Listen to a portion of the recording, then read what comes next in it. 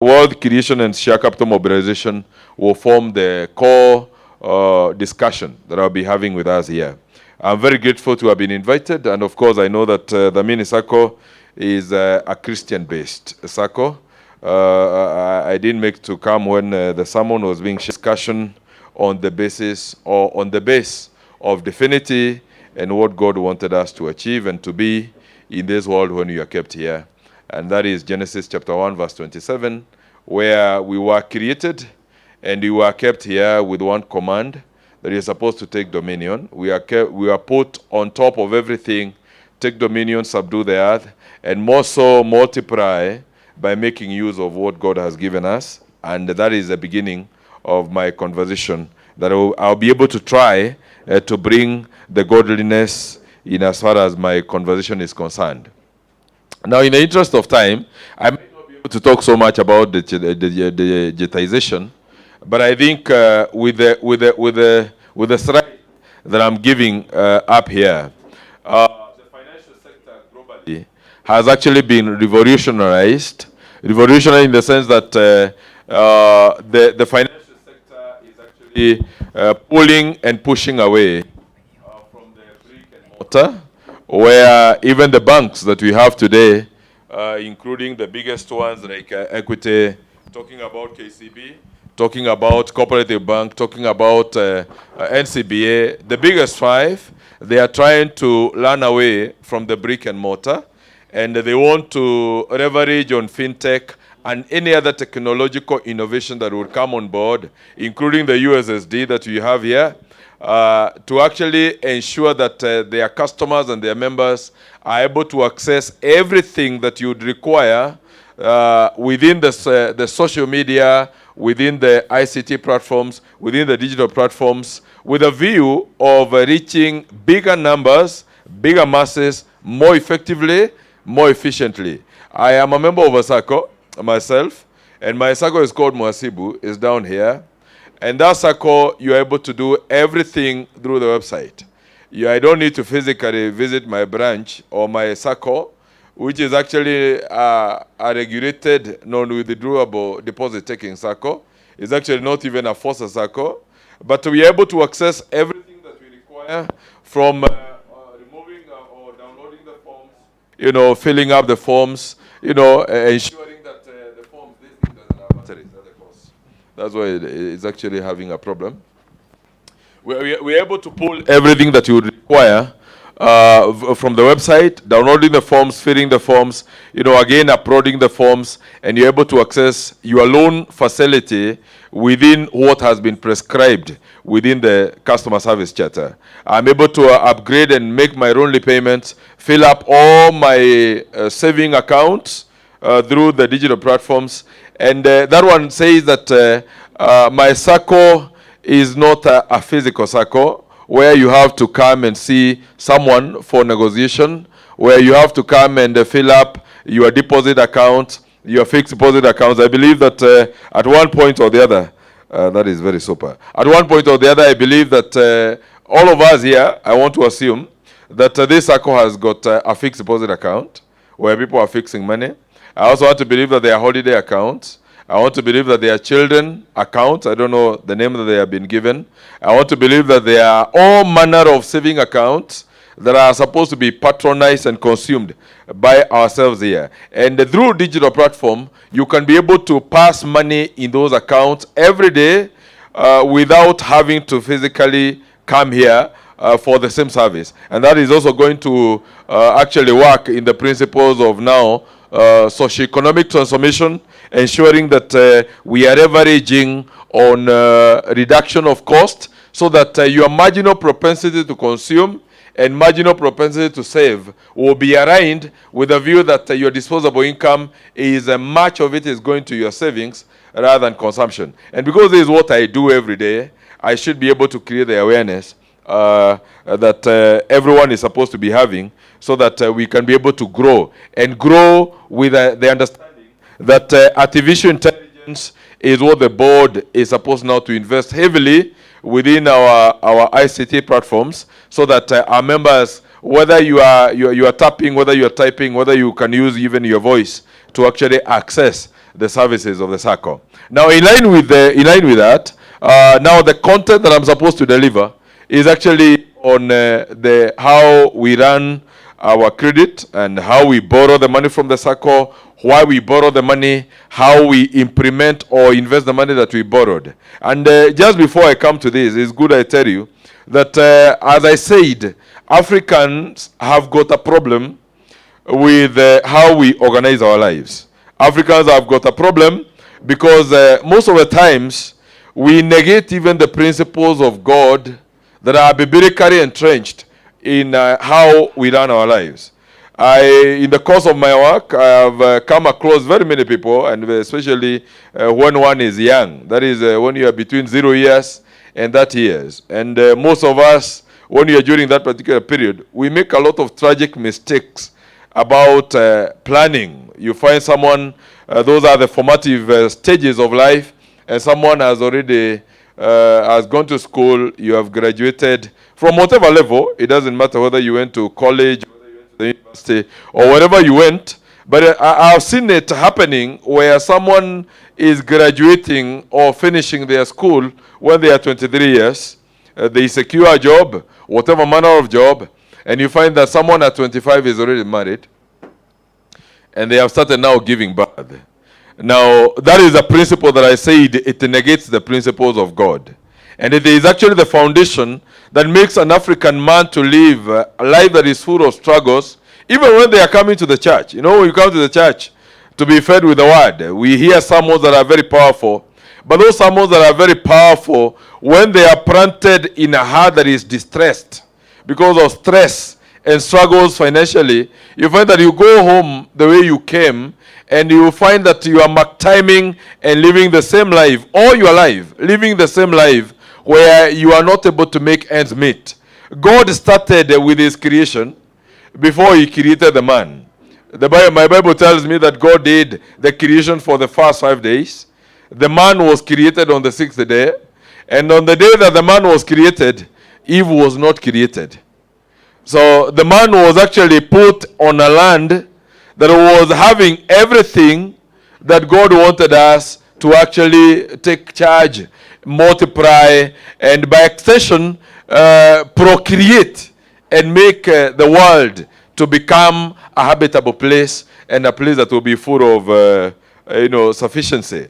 Now, when a man is married, you find that when you marry before 30, it means that you don't have your house. Because how did you do a house when you are in college? There is no you could have done a place where your wife is coming to assist you to manage. The way Eve came to assist Adam in the procreation. Eve did not come to look for a house to stay. Eve did not come to look for a land where they could be doing the farming activities and many other productive activities. Eve found everything because God created that lady to come and assist the man when the man got overwhelmed. Now, the converse now in the world where we are living today is where men are marrying when they are 23, 24, 25, and you start giving birth without a plan. Then by the time now you'll be thinking that you can start now buying a plot and doing a house to live in, then that time the children are already there with you. They don't have school fees for education, and you're supposed to think about the education of your children before they are conceived in their mother's womb, not when they are born. You are supposed to think about the education. And that is how God was able to create the entire universe within 5 days. Because everything is created in the brain. The manifestation comes to take place when it has actually been met in the mind.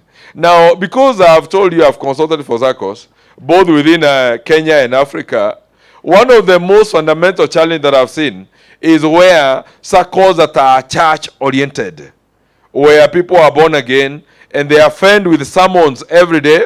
They're able to do Bible study. They're able to come even for the midweek meetings. But they are not able to actualize the Bible. What the Bible says is actually very far from them. And most of the times, people who are so much faith anchored, they don't work so much for their lives, but they trust God so much. And it is good, I tell you, because I tell people, and I'm a church person, and I preach also. I can tell you for sure, people who are so much faith-based, they might also trail so much behind when the kingdom of God will be inherited. Because they are the ones who do not actualize God in what they do. You don't wait upon God, you meet with God in action. And that is why you woke up in the morning, and you dressed yourself after taking bath, and you took your breakfast, and you took your legs, you brought yourself here. You didn't wait upon God to deliver you here. I'm also seeing some people who are still taking some things as we are talking here. I can see them masticating. Masticating is chewing. So you take the food, you put it in your mouth, and you start chewing. The process of swallowing, the process of digestion, metabolism, you don't do it. It is the work of God. But there is a work that you had to do to put it in your mouth, and you chew it for God now to assist it now to go through swallowing and digestion. Now, we don't wait upon God. We actually meet with God in action. That's why now people are very busy now planting their seeds. So that God, when God gives the rain, now your farm will have something to grow and sprout. But if you wait upon God to give you maize and to give you beans, you'll be deluded and you might live a life that is full of distress. And that is why many believers, they wait upon God, but they don't actually actualize and live within the presence of what God wanted a man to live. And there is the same principle that you cannot wait upon God to actually give you money. You cannot wait upon God to give you wealth.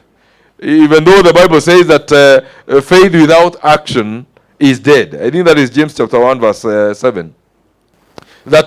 Or 17. Chapter 1 verse 17. That faith without action is dead. The same Bible says that if you plant sparingly, you harvest sparingly. If you plant bountifully, you harvest bountifully. You cannot make full of God. That's what the Bible says. And the same principle now, when I look at it now, when the circle now is actually brought to perspective, which is actually the best avenue that can assist anyone to become who they want to become in life. And I've seen circles transforming people. I've come across very many people who have been able to create an empire of wealth where people are able to live without working because they have converted their circle to become their main anchoring point of generating passive incomes. Passive incomes are monies that you generate without your physical involvement. So you don't have to work for money. And the principles that we train on financial literacy is that when you are very young, you are supposed to spare much of your time, much of your resources to platforms that will gradually position you to a position of influence in future where you not have to work for money, but money will be working for you. When I look at us, yesterday we are young than today. And I can also be able to project with some level of certainty that tomorrow you'll be older than today. And so anyone who is conscious in the mind will know that if you really wish to live well in future, these things don't have batteries. If you want to live well in future, then you must also be able now to anchor yourself with a view of leveraging on what is available for you and what Sacco has given for you, so that in future, when your energy will not be there, because today we are energetic. Today you can be able to learn.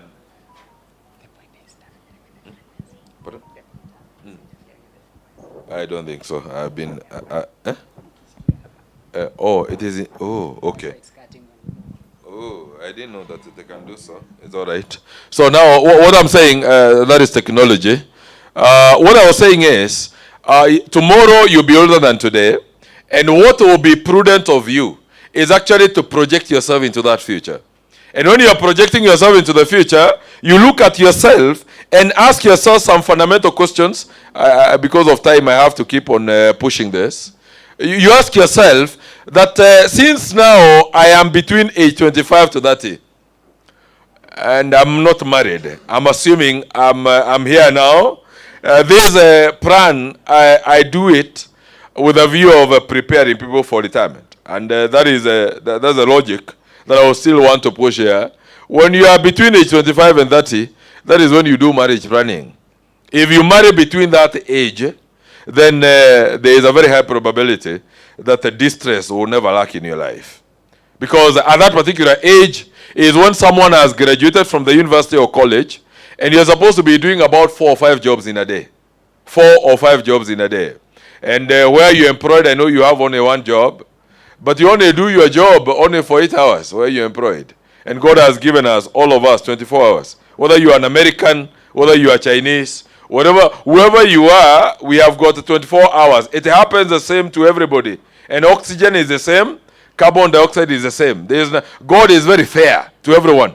So between that particular age, that is when a young man is supposed to be doing 2, 3, 4, 5 jobs in a day. When you're getting into marriage, that is between 30 to 32, it means that you already have got account within the circle that are supposed to be positioning school fees for your children who are not born. The Bible says about Jeremiah, and I believe that you've read there, that God ordained Jeremiah even before he was conceived in the mom's womb. That is, it means that the father and the mother had not come to pray, but God knew the life of Jeremiah, and he knew that Jeremiah would be stammerer. But even in the face of that stammering, God knew what he wanted for Jeremiah. Now, your children are not supposed to be thought of when they are born. Anyone who is prudent, and of course that one says that depending on the people that you interact with, because your friends have got a greater impact on who you are going to become in future. The moment you move around with people who have got the right, who are in the right frame of your mind, they will assist you to actually project yourself and become a better person. So between age 30 and 32, you marry, and between age 33 to 45, you finish with the reproduction of your children and the education. Which means when you are 45, there is nobody who is supposed to be struggling with school fees for their children.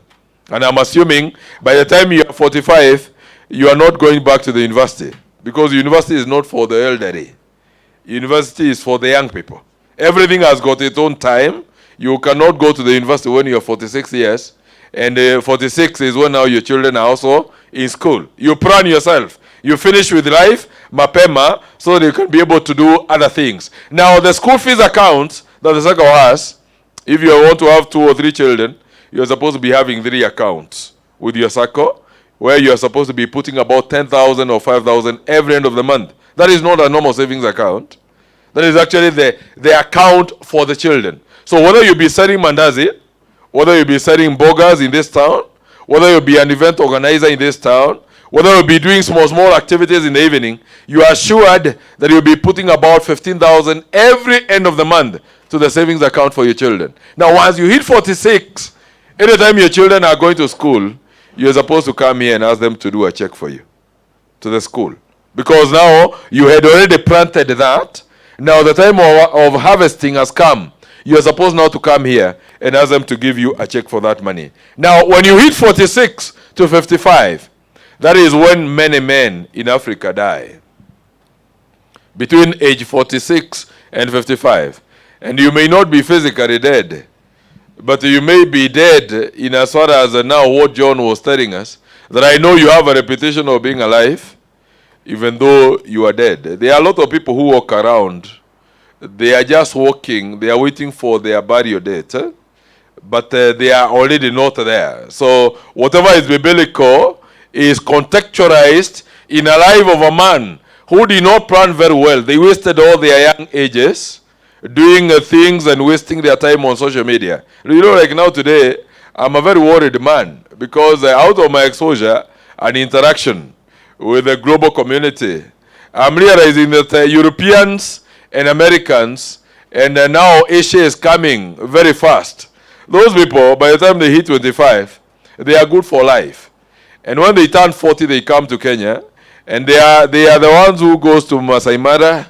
You go to the coastal line of Kenya, they are already in holiday, they're enjoying their life. When they are young, they work very hard. They have given us social media platforms, like now Mike Zuckerberg, who is actually the owner of Meta Group, where Facebook, WhatsApp, and Instagram, The owner of that platform is actually a 37-year-old boy. He is number 6 globally in terms of wealth. And he came up with a social media account that are used by Africans to waste time. So you find an African is always on social media chatting with people all the time. They wake up to chat. Even at night they sleep chatting. And even they update their status as late as 2 a.m. in the morning. And that is a sense of showing that you are working for Mike Zuckerberg at Silicon Valley, a 37-year-old boy, who is actually having it good because they gave their platforms to the Africans because Africans have got no work to do. Africans are very idle. You find an African has got a mobile phone worth 70,000 or 15,000 or even 20,000 and above. But when you go to the share capital of the Sacco, it is actually 5,000. And you start now wondering, what is the problem with an African man? Because Africans, we are more consumers rather than wealth creators. We don't think about our future. We think about making other people rich. You're on Facebook, you're on WhatsApp, you're on Twitter, you're on Instagram, you are on video. All of them, you're always chatting, you're always watching videos and laughing alone. And that is one of the greatest agents of destabilizing yourself. Because once you're destabilized mentally, it means that you are always thinking about things that are non-variative. You are always buying bundles. And I believe you know that Safaricom is the most profitable company in Africa. So you are working for Safaricom and you are working for the social media owners. I was with Nana. There's a time this gentleman called, he's a bishop called Bishop T.D. Jakes. Then he came here, I think it's about 3 years ago. And I happened to go and sit in the platform. We were paying 15,000 for the ordinary people. People who are sitting on the fences, we were paying 15,000. People wanted to sit closer to him. They were paying 70,000 and 50,000. And Kasarani was full. People had gone there. And because I admire his sermons, and I like his sermons, so I went to sit with him during that particular podium in Kasarani. Now, Nana is the director of Facebook in Africa. She's a South African. She came there and she shared some of the insights, revelations, that since she's the director of Facebook in Africa, she had also come to congratulate Kenya that Mike Zuckerberg, when he is seated in Silicon Valley, about 62% of his incomes comes from Africa. 62%. And of course, I know you know that Africa is the poorest among the 5 continents in the world. There are 5 continents in the world: Europe, Asia, then South America, and North America, and then Africa. And we are the poorest. But he is proud that the poorest continent is able to contribute 62%. And where I was seated, even though I was on the face, I was just telling my God, have mercy on your people. Because the continent of Africa, there is now again the second phase of scramble for Africa. Because Africa has got the greatest world and unutilized resources. But the owners of Africa cannot see because they are idle. They are on social media all the time. And instead of now going to the YouTube to look for videos that would make you a better fashion designer, you know, a better agriculture or how to do variation. Africans, we are good at watching people dancing, and you laugh alone, and you can even sleep past midnight watching videos, wasting your time. But what about the Sacco, where now I'm telling you, at age 46, that is when an African man is very distressed. That is when you realize that your children are growing up very fast. That's when you realize that they are going to high school. They are joining high school at a very fast rate. And you know that nowadays, every Kenyan child must go to the university. And private universities are all over. And those private universities are very expensive to educate your children. But when you look back, you realize that even your heart is not pumping at the normal rate. Because of the continued stress levels. You find that your heart is pumping at a faster rate.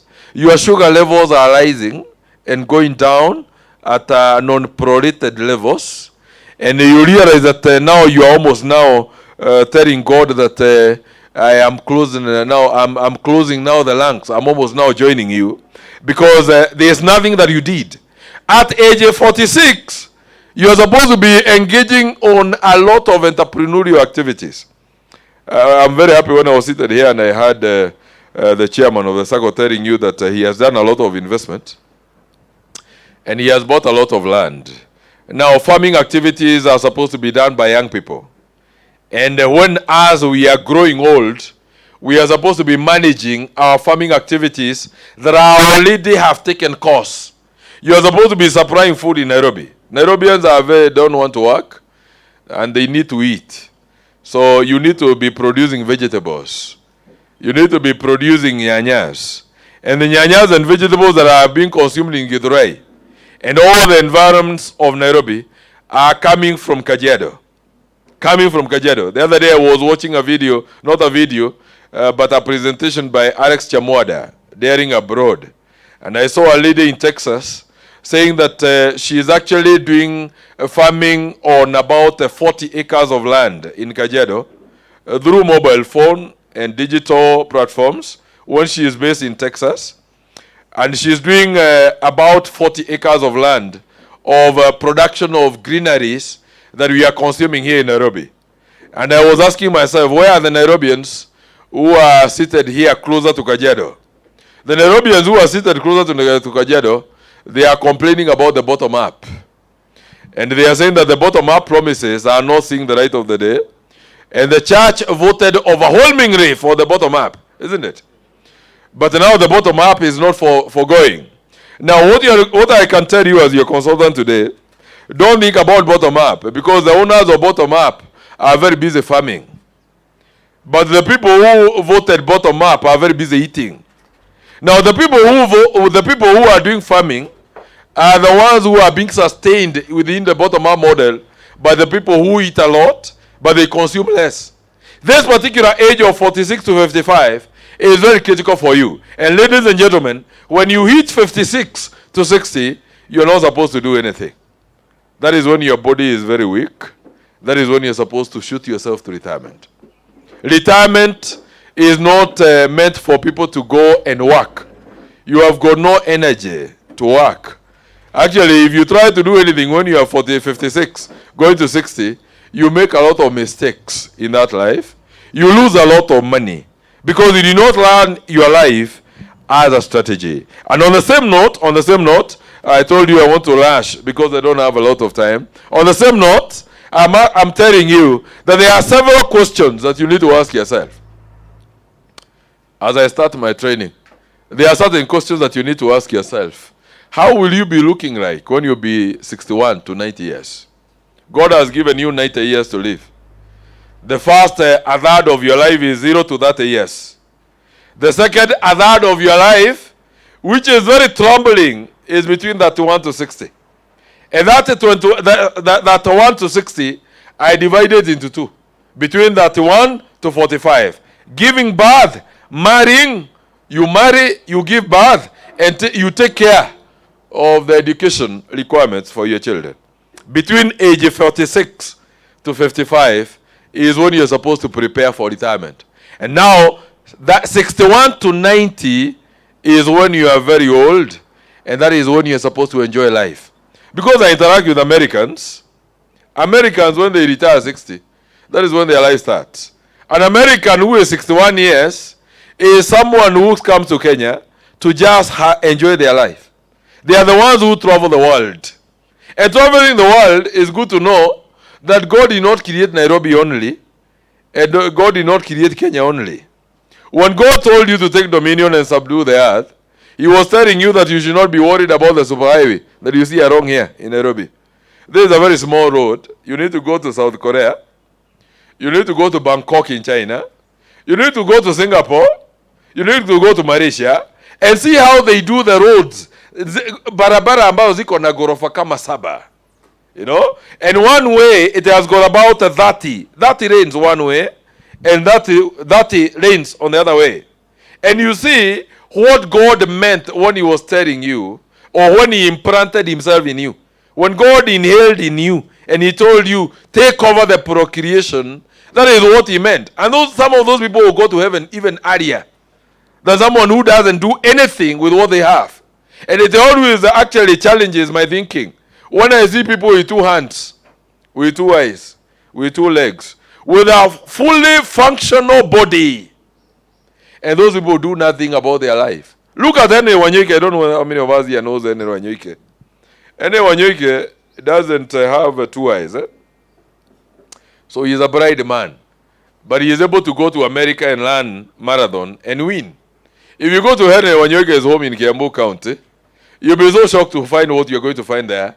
He has got about 80 dairy cows. 80 dairy cows. He's able to do about 450 liters of milk every day. 450 liters of milk every day. He has got German Shepherd, and 1 German Shepherd puppy for 3 months goes for 70K. Hene Wanyike has got a very beautiful wife and beautiful children, but Hene Wanyike doesn't see. Now you cannot tell me that when the trumpet will be blown and people will be reigning now going to heaven, that you are going to reign behind Hene Wanyike, because God will be asking very fundamental questions. I gave you everything. Your eyes could see even at night without a torch. But look at what you did with what I gave you. You did nothing. The parable of the talent. There was a parable of the talent. You remember the talent? Yeah, the one who was given the 1 talent, he buried it. And when the owner came back, the person was very arrogant. And the Bible says that to whoever was given and did nothing, it will be taken and it will be given to the ones who are able to multiply. The one who was given 5, he was able to multiply and make it 10. Now the one who was given 1 and it was buried, it was snatched and it was given to the one who has the many. Now the kingdom of God, we are going there. We are going there through faith. We've never been there. Jesus Christ was here for only 33 years actually. And 3 years he was able to execute his ministry. Then he left and he told us, I've gone to make a place for you. And when the place will be ready, I'll come for you. Now that place that Jesus Christ went to make, it is over 2023 years. But he was here for only 3 years. He went to the temple at 12, prepared for the ministry for 18 years, executed his ministry with precision. 3 years. And he has now come back. And he has been preparing where we are going for over 2,000 years. And I don't see him coming closer. Now, we are going there through faith. We've never been there. Where we know is where we are, and we are still living within the commandments of God. Take dominion. And that dominion, I'm telling you, will be used in the judgment day. Because I gave you the hands. What did you do with your hands? I gave you the eyes. What did you do with your eyes? If you go to Tomboya Street, just in Nairobi here, next to, I think it is where we are calling it the poster. There's an old man there who sits there without legs. Without legs. Anakaanga chini lakini hana miguu. That mzee anauzanga sweet up on handkerchiefs. And that mzee is able to own about 15 matatus. 15 matatus without legs. And he has got a very big rental unit in Githurai, a 7-story building, getting him about 480,000 every end of the month in terms of rent, and he doesn't have legs. Another man who is here has got very functional legs, but he is actually on loans. He has actually even overborrowed. He has overmortgaged his life, not only with the Sacco products, but he is on Fuliza. He has eaten Fuliza. He has eaten Berry. He has eaten all Tala and all the other digital platforms. Yet is either very functional, his minds are doing okay, his legs are okay, he is doing nothing about his life, and he is expecting that God is going to perform a miracle one day. That an American will come, a Chinese will come, and you are going to say that God has met with your needs. Ladies and gentlemen, mastering others is a strength, but mastering yourself is a true power. Knowing who you are, knowing the energies that God has given you, knowing the platforms that the Sacco has given you, is going to transform your thinking. And that is why even the Bible was talking about that I urge you not to conform to the standards of the world, but yet you be transformed in your way of thinking. Transformation is looking at life from a very different angle and looking at things critically. So how and where will you spend your retirement? That one I think is not godly. I think it's not going to come from heaven. Where you're going to spend your retirement it is yours for the asking. And whatever you're going to ask for from God, He is going to give you so long as you chase it. What will be the features that will be characterizing your retirement? It is very important for you to shape it up here. And it is very good for me also to say, because I see this one in the church. And nowadays, we are also being invited through social media platforms for us to contribute money for someone to go to the hospital. Let me tell you, ladies and gentlemen, when you are aging, your body becomes weaker and weaker. And maybe you're employed today, maybe you have got a medical cover. But let me tell you, those medical covers comes to an end when you retire. And when you are retiring, you are an old vehicle, you'll be frequenting medical hospitals most frequently. And especially if you didn't do planning very well. So you are financially distressed, and especially for men. I talk about men more. Because men are the ones who are very few in the church, but they are the ones who lead families. Now, we don't get the platforms of accessing men. Not unless, like now today, I can see they have come here and they are quite a number. You know? Men are the ones who suffer financially. And when a man is not sufficient enough in their pockets, in as far as money is concerned, men die very early. And we become very weak. We are killed. We are very weak emotionally. And our emotional intelligence are very low. So we find ourselves dying quite early. So if you did not plan yourself very well, by the time you'll be turning 55, you'll be frequenting medical facilities more often than not. And because I retired when I was at 2 years, and so I've lived in the village for quite a number of years, I've seen a lot of things happening, that the men are dying quite early. I've seen a lot of men, and especially in the church. I retired early. I worked for 8 years. And when I was retiring, being in the church all my life, I've also seen how men don't go to church. And the men who are few who retire, they are the ones who follow their wives to the church when they are very old. And you find that the wife is more stronger than the husband. And most of the times, because I'm also a member of a mainstream church like ACK, I know that women are the ones who, men go following their women in the church, and they sit behind. They don't sit at the front. And so the wife is very active in the church, but the man is not active. And if you want to know why that one happens, is because men are usually very psychologically weak, and they do not plan for their marriages. So I'm telling you this. Planning for your retirement is for the people who are strong, not for the weak. So if you want to retire strong, you cannot retire strong if you are not planning for that retirement. You need to write on a pen, with a pen and a paper. Write the features. Which hospitals will you be frequenting? The ones wale ambao nimeona kule kwa villages where I come from. When children grow up, and especially the boy child, they fall in love with their mothers more than their dads. And that one is to tell you that when the mother is weak and sick, their children will come, their sons, not their children, their sons will come from all over to go and take their mother to the hospital. But when yourself you are sick, they always send some 200 or 300 shillings to your mobile phone, and they tell you to hike a border. Medical services are free. The government is giving free medical services. Now, people who live in town, they don't know this. But us who stay in the village, we know. I'm a farmer, and I stay in the village. So I do a lot of interaction with older people. And I retired quite early, so I interact with wazes. They are suffering in the village. And why they suffer in the village is because they did not plan for their retirement. Now, the ones who are staying here in town, they carry their mothers to town. The ones who stay in abroad, they carry their mothers abroad. But the man is left now to leverage in the village. Let me tell you, even if I'm born again, and I'm so much anchored in the word, I can tell you, the strength and the authority of a man here on earth where we live, here on earth, you know we are not in heaven, here on earth, is actually vested on the weight of your wallet. So long as your wallet is very slim and very weak, nobody will respect you after retirement. Nobody will respect you even after retirement. Not unless you are a church elder. And when your church elder is praising on you all wrong, and even when you go to... But if you're not a church elder and you're not a reverend, then that one tells you that your life is vulnerable. Plan for your retirement. And you plan today, not tomorrow. Where will you be going for hospitals? Where will you be going for holiday? I've told you, Las Vegas is within your reach. America is within your reach. Europe is within your reach.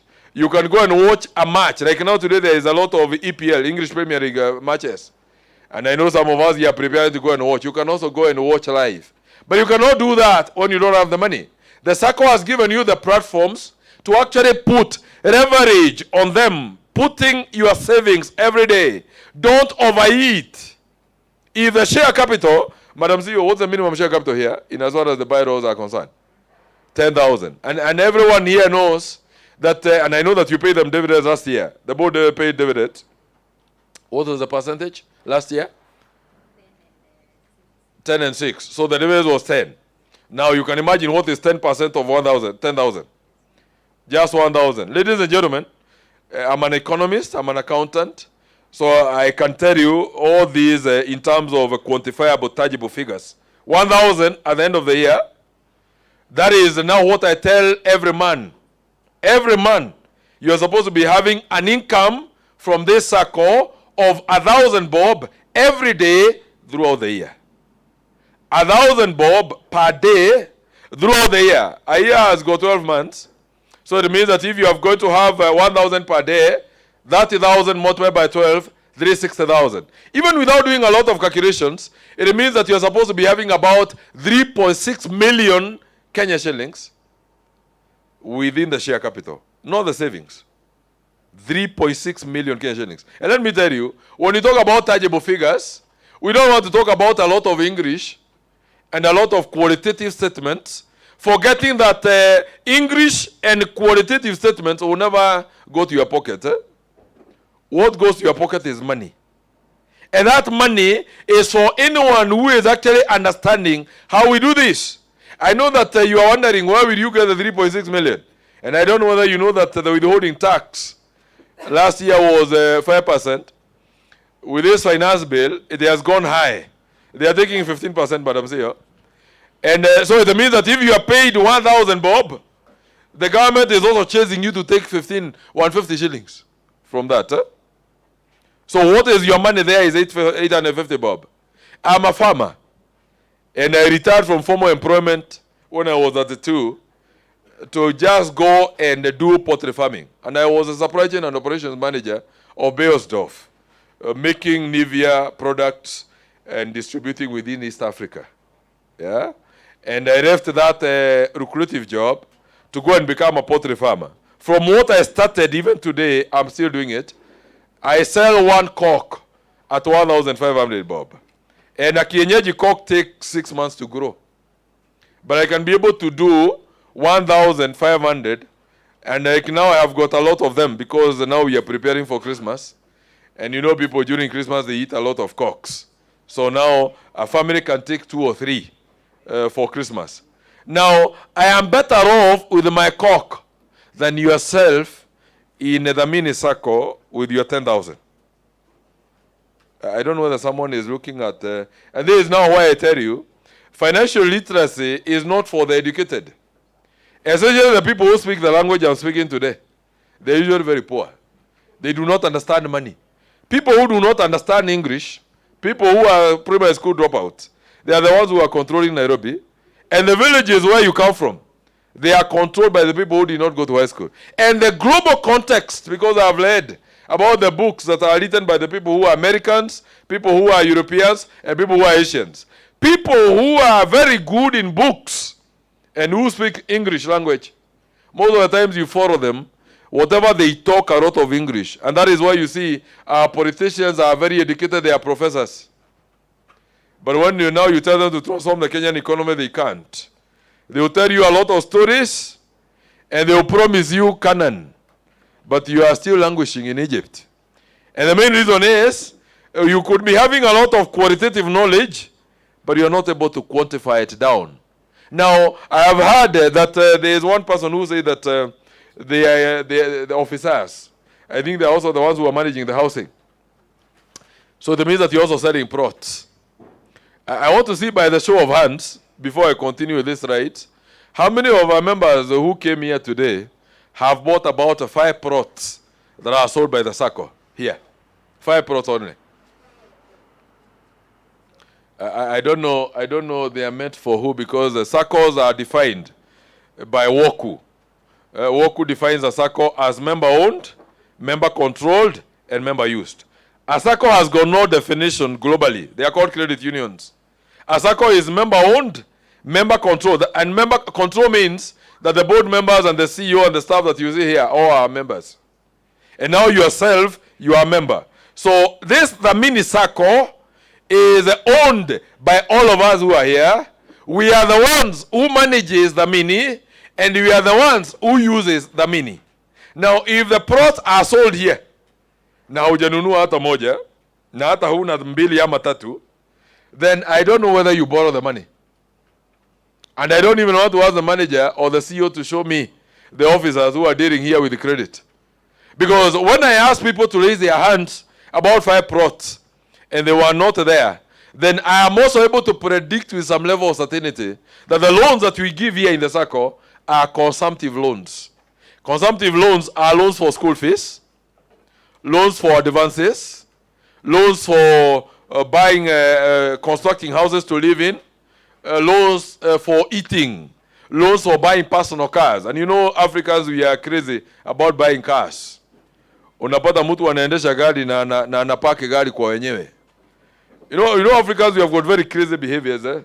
Unapata mtu amenunua gari na hana nyumba. So unapata mtu anaenda kupaki gari kwa mtu. And that car alinunua na pesa ya kukopa. Kwa hivyo ni kumaanisha hakuwa amequalified to drive a car. Because a car is not an investment. A car is a liability. Cars are supposed to be driven by people who are self-sufficient economically. Now the fuel is very high, it's very costly. Driving a personal car today is more expensive than feeding a family today. So anyone who is conscious will not drive a car when they are living in a tenant, when they are tenants. When you are tenant, you are supposed to be sleeping on the floor, not even on a bed. Because you are supposed to be having a lot of discomfort to wake up in the morning to go and sell mandazi. Unajua watu wakisikia mambo ya investment, they think that you must do a white collar job for you to make it in life. You are supposed to be doing those things that are done, including selling meat in this Nairobi, including selling vegetables in this Nairobi, so that at least you can buy a plot from the SACCO, uende ujenge nyumba ya mabati pale, uanze kukaa pale. So that you can remove the mind of the liability and remove yourself from the consumptive loans. Because if you are borrowing consumptive loans from the SACCO, then it means that you are abusing the SACCO. SACCOs are supposed to create wealth for the members. SACCOs are not financial ambulances, where because you cannot pay school fees, you are always running to the SACCO. Hata kuna officers wa SACCO hapo wanatujua kwa majina, kwa sababu wanajua vile unapiganga simu kila wakati kulia. Hata kukopa loan ya 5,000. Can you imagine? Una mtu ako na share capital ya 10,000 na simu ni 30,000. So even if God would come, aseme nimesikia vile ile preaching imefanywa hapa leo asubuhi, nikasema nikuje nione watu wangu wanakaa namna gani. Akuulize shida yako ni simu ama ni share capital, kwa sababu simu ni more expensive than the share capital. You have got nothing that you put there. You're always chatting with the people. And the people that you are chatting with are people who are not adding any value to you other than laughing. Unakuja mahali kama hapo unajipiga picha, unatuma. Unasema at ACK conference, the Dhamini Sacco member education. Na unatumia mtu. So unatumia bundles za Safaricom. When you are supposed to be selling your chicken through that social media platform, you have got nothing to sell. Because you are on Tara, you're on Furiza. Safaricom imekunyemelea, imekukula from all sides. When the money that you are borrowing from Safaricom, and money that you are borrowing from Furiza, and money that you are borrowing from other, those platforms, those are the money that you are supposed to have generated today at 4 a.m. in the morning. Because at 4 a.m., if you are not rich, what will you be doing in bed? 4 a.m. in the morning. You need to visit Nairobi at 4 a.m. or 3 a.m. And you find that people who are not rich, they are very busy moving up and about looking for money. They went to Gikomba, wakanunua nguo, wakanunua viatu, na kiatu moja, kwa sababu mimi nanunuanga hizo viatu za mtumba. Kiatu moja ile ambao unaonanga wakikuuzia 4,000 ama 5,000, wanachukuanga na 500 asubuhi. Lakini alichukua 3 am akuja akuuzie industrial area ama akuuzie upper hill ambako hakuna dust, anakuuzia 4,000. The guy is able to make 3,500 Kenyan shillings on you. Alafu anauza viatu zake kutoka Nairobi mpaka Kitengera. They walk, huh? They walk. Those are the people that you say that they are not lucky in life. Those are the people who did not finish high school. Those are the people who did not go to high school. But he is able to pick on a 10 pair of shoes. Anatembea na hiyo viatu kutoka Nairobi mpaka Kitengera. Sio kwa matatu, anatembea. Mimi napatananga na wao in Australia. Huyo mtu anauza viatu vitatu peke yake in a day. Viatu vitatu. 2,500 kwa kila kiatu. Anauza viatu vitatu 7,500. Ana save 5,000 kila siku. I don't know whether I'm talking to someone here. I don't know, Madam CEO, how much is the minimum savings per month in this account? 1,000. I don't know whether I'm talking to us. And I don't even know whether you know that today is your day of salvation. Because I want to baptize people. I want to baptize people through fire. And telling you the truth. If you are saving 1,000 bob per month, then you need to be very serious about your life. Because 1,000 bob per month, a month has got only 12 months. A year has got only 12 months. That is 12,000 in a year. Now, if God gives you some opportunity to live for 10 years, with 12,000, that one means that you are going to save 120,000. Ladies and gentlemen, 120,000 is the money that people make in Nairobi in a day. You're going to work for 10 years to save what another person who is not of your caliber makes in a day. In a day. If you save for 20 years, you're going to save for 240,000. 20 years. 240,000, ladies and gentlemen. Mimi ni mkulima ya ng'ombe ya maziwa. Na ng'ombe ambaye haijazaa pedigree in Githunguri, tunauzanga 180,000. Ng'ombe moja haijazaa 180,000. With your 240,000 in 20 years. In 20 years, it cannot buy a dairy cow. Ng'ombe ya maziwa kukamua inauzanga 250,000. Ng'ombe ambayo imezaa na inakamuliwa maziwa hivi kia Githunguri inauzanga 250,000. Wewe mwenyewe hauwezi ukanunua hiyo ng'ombe kwa miaka 20. Miaka 20 ni ile Kibaki ya reserve 10 years. Uhuru akamaliza yake miaka 10. Ruto ameingilia yake, amemaliza mwaka mmoja kutoka bottom up ianzie. I don't know whether he is going to go for 10 years. What I'm very sure of is he is going to run for 5 years. Ile ambaye ako naye. Kwa sababu atafuta ingine miaka ingine 5. Now Ruto is able to make 1.5 million Kenya shillings per day through the sale of eggs in a day. Anauzanga mayai 200,000 eggs in a day. 200,000. He is a champion of bottom up, eh? Ako na mayai, sio maziwa. I'm not talking about maziwa. I'm talking about eggs only. Over 200,000 eggs. Uhuru Kenyatta na mnamjua, ng'ombe kwake zinatembea zikimwaga maziwa. Na sijui kama mnajua the third largest bank in Kenya is called what? Today. It is called NCBA. Cooperative Bank is number 4 now. It has been overtaken. They are the owners of NCBA. But maziwa kwao, don't even talk about the Brookside. Brookside ni kununua inanunua maziwa. All over Africa, sio Kenya peke yake. All over Africa. Lakini yeye mwenyewe ng'ombe zake zinamwaga maziwa zikitembea. I don't know whether you saw the other day people going to their farm stealing their sheep. Hizo kondoo walikuwa naimba zinaitwa domba. Moja inauzangu 15,000. Lakini watu walikuwa wanauza pale kamaki 1,000. Poor Africans. You know, when you are poor, you think about what you can access and eat very fast. But now you can imagine the ones that they stole. But if you go to that farm, pare Ruiru hapo hiyo farm yao, they are over 8,000. Over 8,000 sheep ambazo hakuiba ziko pale zinazaana kila siku. I don't know whether you know that the two sons of Uhuru Kenyatta, whose grandfather was the founding president of this nation, with all the wealth, they are the ones who sell sukuma wiki, managu na spinach, Naivas, na kule kunaitwa Quickmart. Ukienda pale usimame upate watu wale wana supply greeneries. They are the two sons whose grandfather was the founding president and whose immediate former president, Uhuru Kenyatta, is the president. With all the wealth you can mention about, they are able to go and identify themselves and do their work. When the child of a poor person is eating 600 grams of bread every day in the house watching cartoon. And these are the people who have got beards. Mingi sana zinakuwa zimejaa uso.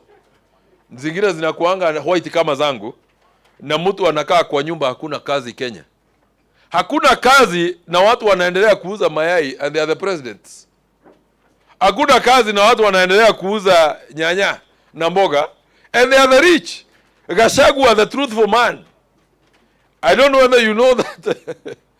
I don't know whether you know that he is an ardent farmer. Ukimpata akirushia mahindi kuku zake na wewe mwenyewe uko una save 1,000. Pale Ruiru niko na kikundi ya mbogas ambao I train them through Strathmore Business School.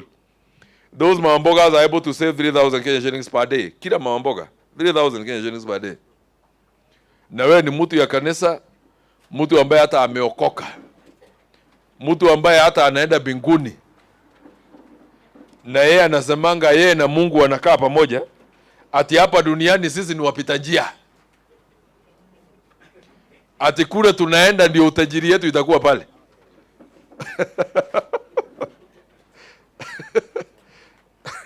The Bible says that when the trumpet will be blown, the ones who are alive, their bodies will be changed. The ones who are in the grave, their graves will open up, and all of them and us will be alive. We are going to join with our Savior in heaven, in the air. And all of us will be married by one man called Jesus Christ. And there is no work that will be done in heaven. It's only dancing. There will be no eating. From morning to evening, tutakuwa tuna dance peke yake. The Bible says that the roads in heaven are made of gold. So you cannot drive in heaven. This is the place to drive. Ikiwa unasema zi ni wapita njia, miaka 2,000 imeisha, uko unapita tu. And of course I know that you've seen wengi wamepita na wamekufa. Uko wewe unangoja tu unasema zi ni wapita njia. Let me tell you, you are given the full mandate to take dominion here on earth. What do you do with your life? What are your goals? Saving 1,000 bob when a mamboga is saving 3,000 bob in a day. Per day.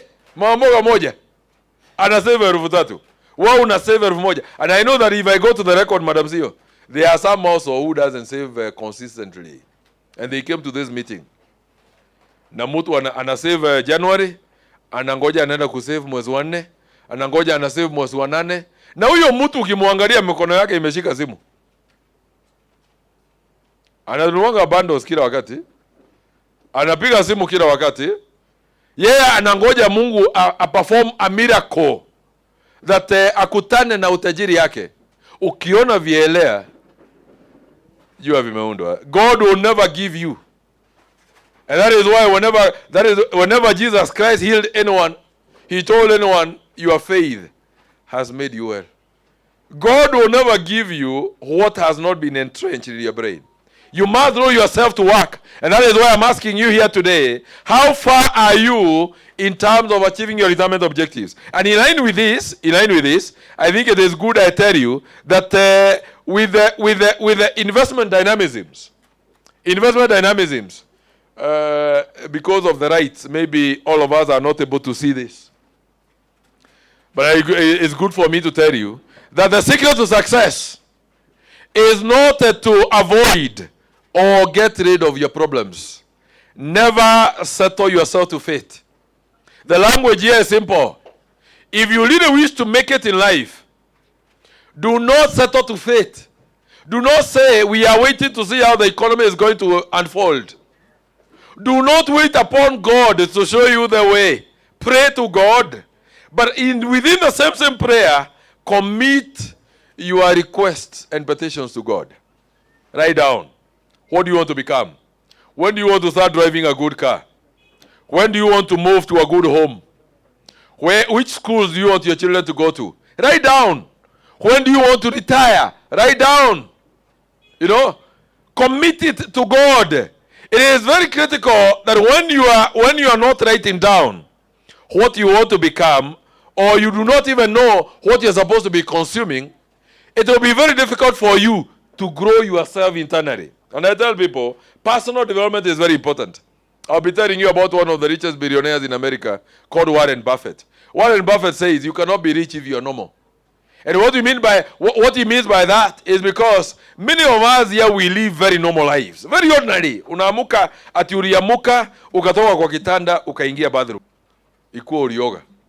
Ukakuchukua nguo ukavalia, ukakuja hapa. Let me tell you, ladies and gentlemen, that is living a very ordinary life. People do not wake up from bed to the bathroom. People wake up from bed to their thinking rooms. Thinking rooms. In our houses, you've got rooms we call prayer rooms. You know, you cannot go to God and you're not going to present anything to God. If there is nothing that you've written down, if there is nothing that you're preparing to achieve, you would have got no business even going to God. What will you be telling God? Unajua mimi thank you. Unajua mimi naenda kwa kanisa naona wakati tunavukisha mwaka.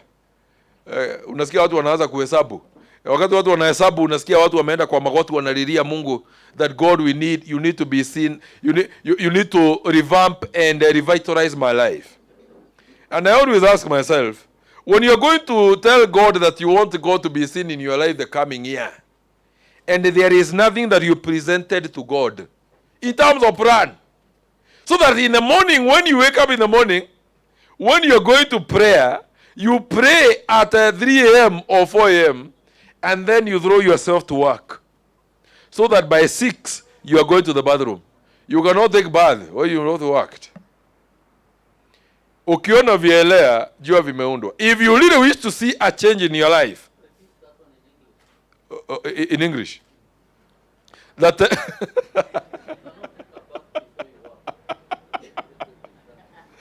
I'm saying you cannot go to the bathroom if you've not worked. In Kiswahili. Okay. Sasa hauwezi ukaenda bathroom kuoga kabla ya kufanya kazi. And I'm happy maybe he knows why he's asking me to repeat this, because ordinary Africans, they jump from bed to the bathroom. Then you find them eating. Okay? Breakfast. And then you see them dressing now to come to this kind of a meeting. That is living a very normal life. And I always tell people, when you see people living normally, there is a lot of abnormalities in them. In that people that you see who are controlling the economies, people who are controlling the economies and people who are making changes in people's life, they don't wake up ordinarily in the morning ati unapata mtu ameamuka 6. Watu wanaamukanga saa 10. And before you start working, you commit the day to God. Then you threw yourself to work. So that when your wife is calling you now to go to the bathroom, you are already sweating. It is like in the evening, finding someone going now from this meeting, unajipata umeenda kuketi kuona TV saa 1. Ama saa 12. Unaenda kuinua miguu kwa nyumba. At you are watching, it is on a weekend you are watching TV. I always ask people, do you know that the people you are watching are making money? When yourself you are idling, at you are relaxing after doing what? What have you done? And you are on Fuliza. Fuliza today is standing at 909 billion. They are shy away of only 1 billion to hit 1 trillion on loans that they have given to Kenyans. Fuliza alone. M-Shwari is 480 billion. KCB M-Pesa is 320 billion. They are already now working on the KCB Fuliza. So that if you want to overdraw your account with KCB, they have already now crafted giving away money. Where do they get the money from? From idle people. People who go to watch TV in the house in the evening. And more so a man. Someone akona sauti muzito kama mimi.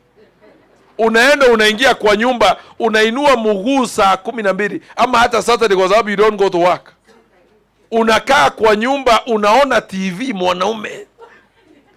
And let me tell you, men mwanaume hapaswi kuona TV mchana. Mwanaume anapaswa jioni ukitoka job. Unaenda unaingia kwa nyumba haraka sana, unavalia apron. Unaingia to the compound. There is a lot of work you can do there. If they are pottery, you maintain. And if you are living in a rented unit, that's what I told you, you're not supposed to sleep on a bed. You are supposed to work very hard to buy a plot in Kitengera. So that immediately you leave your work, you go there and do pottery farming and do dairy farming, and you bake cakes within the compound. You do fabrication. Uchomere chuma, uuze. So that by the time your wife is calling you at 8 p.m. in the night, you are already sweat. Where you are on job. When you go to your home compound, you are at work. There's a difference between work and jobs. Jobs are characterized with activities that you do in the course of the day. And most of the people who are employed, they are broke most of the times. Because I've never seen a rich employee. I work in sort of business school, and I've got a crowd of C-suite office holders who are about 35 of them who are earning between 15 million and 23 million. 15 million in a month. Someone who is earning a salary of 15 million is making 500,000 per day. You know? And those guys are very young. None of them is over 45 years. Eh? The only person who is old in that crowd is called James Mwangi of Equity. Because James Mwangi of Equity is old. He has got a salary of 23.1 million per month. And he has got dividends from shareholders because he is the only shareholder in Equity who is Kenyan.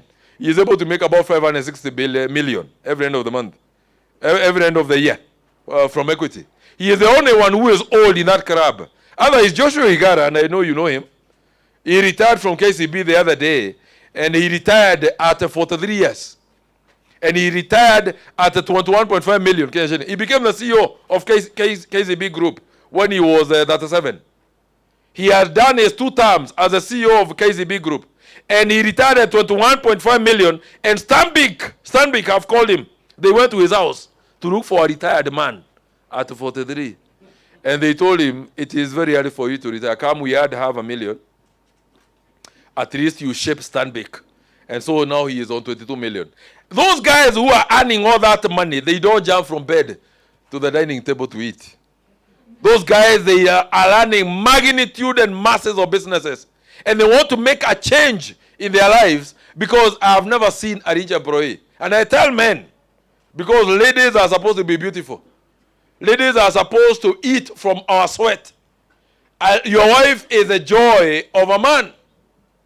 And they are not supposed to be working so hard. They are supposed to be married by a man who is very focused. Huh?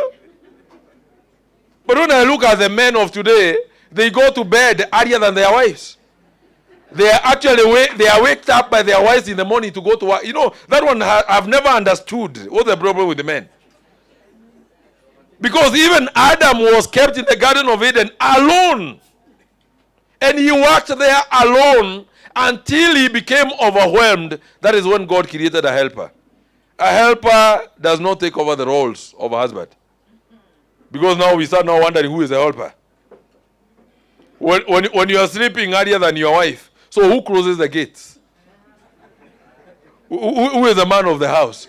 When you are woke up by your wife to go to work, who is in charge of that house? And that is why the roles have changed. And that's why wives are waiting for their husbands to retire. And then they now show you who you are supposed to be. And most of the time it is in the church. Men that go to the church wako na baridi sana. Na wako na baridi kwa sababu authority of a man is vested on the weight of their wallet. So long as your wallet is wavering and it is not there, your wife cannot respect you. Unamuitanga akiwa amekuangalia hivi. Na sasa hiyo wako na miaka 60, unamuita mama zoe nzo anakuangalia. Mama zoe nzo anakuangalia. Anakuuliza unashinda kuniita usiseme vile unataka. Ni kuku nitapea maji ama nikufagia tafagia ama nikukusikiza wewe. I'm telling you, I'm in the village. And those are the things that are happening in the village. The men are so much disgruntled. And they are disgruntled because when they were supposed to be working, they are still watching Baba Chinandra. And Baba Chinandra is long gone. Ama unapata mtu amekaa kwa bar. Can you imagine? Mtu anaenda kwa pub, anaenda kukunywa pombe na hana maziwa. Unajipata unakunywa chai kwa hoteli. Imagine unakula samosa na umeketi pale, haujiulizi zile samosa zimepikwa na nini. You don't know that the people who are supplying are the ones who are making money. Yourself, you are just a consumer. Hata umekopa pesa ya kukula. Can you imagine? Ati unaenda kuwatch mechi ya Arsenal. Unakaa kwa Arsenal, sasa unakaa mahali unawatch Arsenal. Ati leo lazima tushinde. Leo lazima tushinde. It's okay. Hata mutashinda, hata mimi am a fan. But let me tell you, I don't watch matches that are live. Not unless that match is at night. I cannot find myself during the day watching a match. Because those guys are earning 15 million Kenyan shillings per week. Just chasing football. Muriona Kipchoge last week on Sunday. Yeah, he was running at Bahrain. And that gentleman don't joke around with him. And when he was running in Bahrain on Sunday, in Bahrain, the capital city of Germany, the General Motors here in Nairobi, they had taken a whole D-Max that is going for 11 million to Eldoret. Watu wa Eldoret walikuwa wanaenda kuguza ile gari inangojea Kipchoge. Na sasa hiyo ako na 8 already. Za kupewa, is a brand ambassador of General Motors. D-Max ako na 8. Lakini sasa kuna ile ambao walikuwa wamepelekea kule Eldoret. And I was telling my wife, now look at how Kenyans are funny. They are touching the D-Max. They are admiring the D-Max.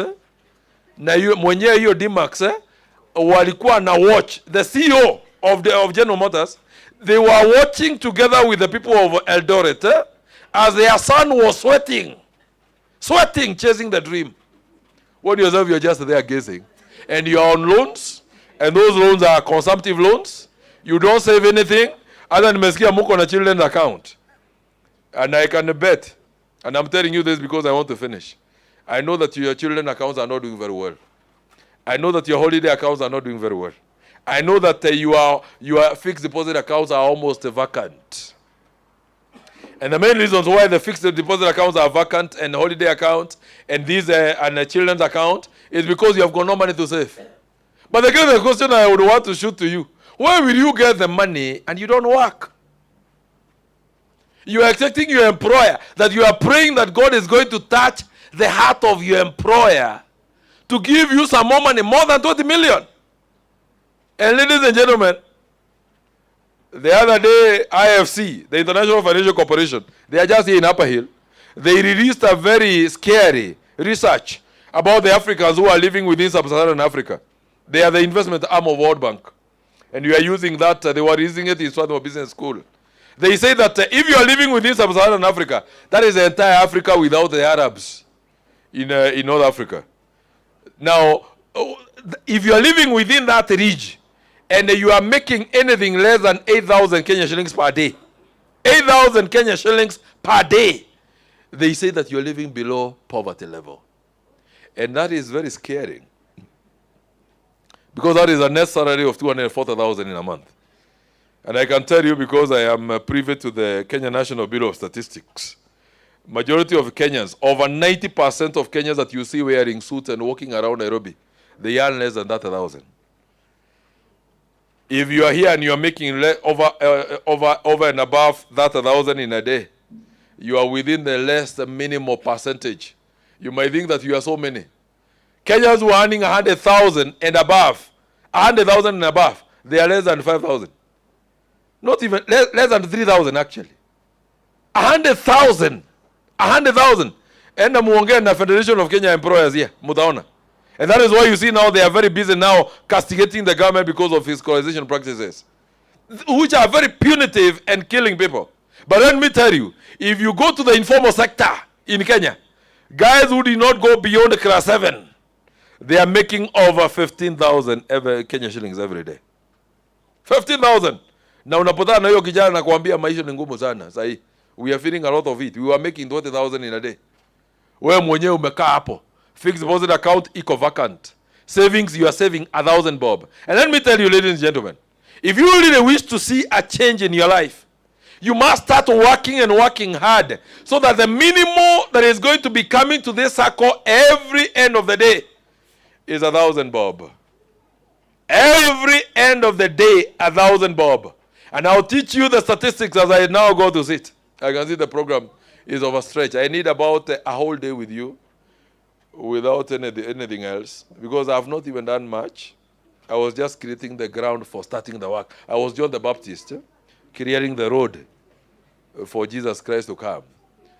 That if you don't save 1,000 bob in a day, then and I will teach you some of the easiest ways of saving, because saving is very hard. It is very painful. You never carry a wallet with yourself. I tell men, ukiona mwanaume amesimama, amefura huku nyuma, huyo ni mtu ambaye anabeba wallet. Rich people don't carry money.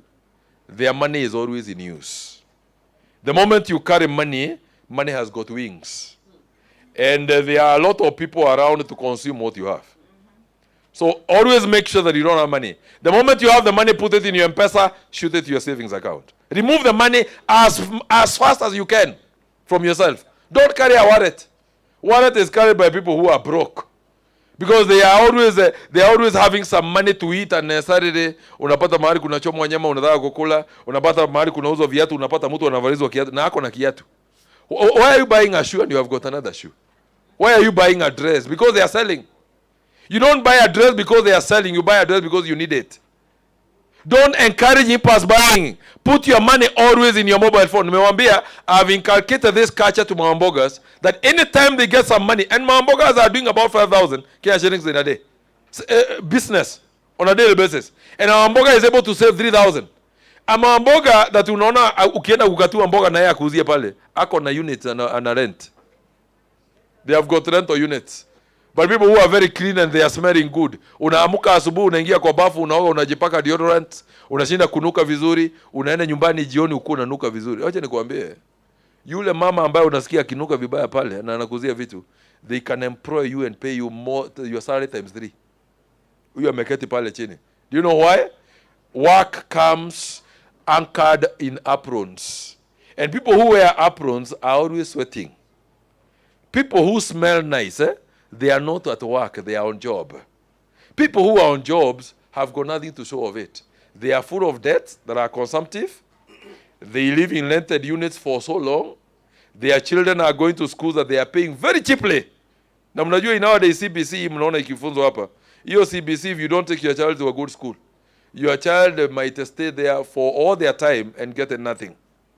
So there are some private schools that are good. Now the best thing that you can ever give to your children is not the house where they sleep. It is education. Give them quality education. But you cannot give quality education if there is nothing in the school fees account. And you're not supposed to borrow money. Education for your children is not an investment. Education to your children is an obligation, like buying them food. And I'm telling you this, ladies and gentlemen, because my time is gone. This ride will actually mark the end of my training. I'm telling you to come up with goals. And the goals that you're going to develop, they are supposed to be smart. They are supposed to be measurable, which means you can ask yourself, where are you? And they are supposed to be time-bound. Now, measurability of a goal means if you are to buy a plot of land, and you are supposed to buy that plot this year, and the plot is sold by this circle, it means that if the plots are going for 600,000, and you are getting a loan of 3 times, it means that you're supposed to be having 200,000 in your savings account. If you have got that 1,000 to 50,000 in your savings account, and you came to this meeting today, it is good to know that those are microscopic figures that you cannot even tell anyone that you are a member of a circle. That to 50,000. Go and sell off your mobile phone. That is the first thing. Sell your mobile phone, put your money in the savings account, buy a very small mobile phone of 1,000 or 2,000 bob. Remove that internet-based connection between yourself so that you will stay away from the people and use your mobile phone that is kabambe to just call and receive calls. Throw yourself to work. Increase your savings to 200,000. Buy your plot this year. Next year, you're supposed to be thinking about what to grow in the plot. Next year, you're supposed to be thinking what unit to put on top of the plot. If your goals are not measurable and they are not time-bound, you are going to be 60 with nothing. And you always be invited in this circle to tell the stories of how the Dhamini Sacco started. But your share capital will be 10,000. Now 10,000 will save you what? Actually, if I'm asked, I will tell the chairman and the board and the CEO to invite me for another session where we are going to start raising those share capital. It's supposed to be at 50,000, minimum 50,000.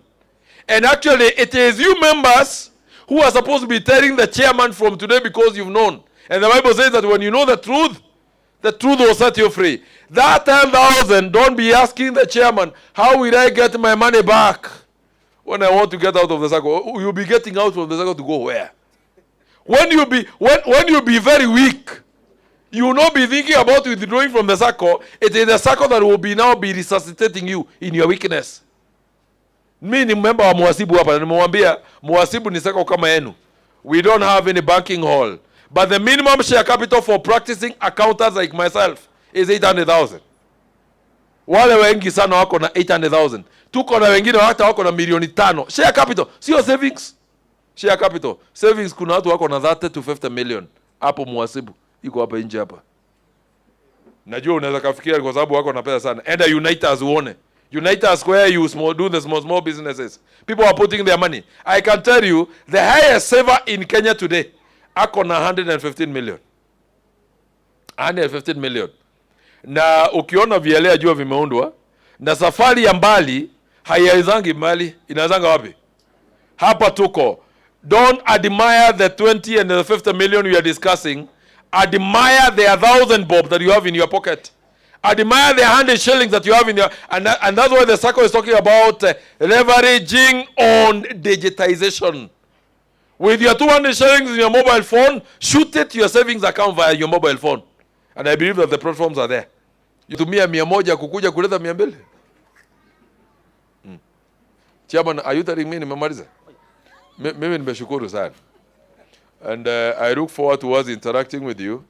With the little and the much that have impacted on you, I want to tell you that you can start from where you are. Don't say that you are nowhere. Nothing has gotten lost. You can still be able to regroup and get yourself back to your footing by starting small with a view of growing big. Asante sana Bwana Chairman and your board for the invitation. Thank you very much, Madam CEO. Thank you. Thank you. Wow. I can talk and talk. Oh, yeah. Because you're a preacher also.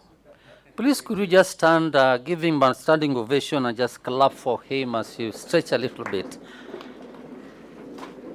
Just give him a clap. Mimi sitasema factorial, sijui nini. Hiyo, thank you. Thank you very much, thank you. I have not told you to sit. You know I'm an Anglican priest. If I tell you to stand, you stand. Just stretch a little bit. I know you've been sitting for long, and we want to thank God for you.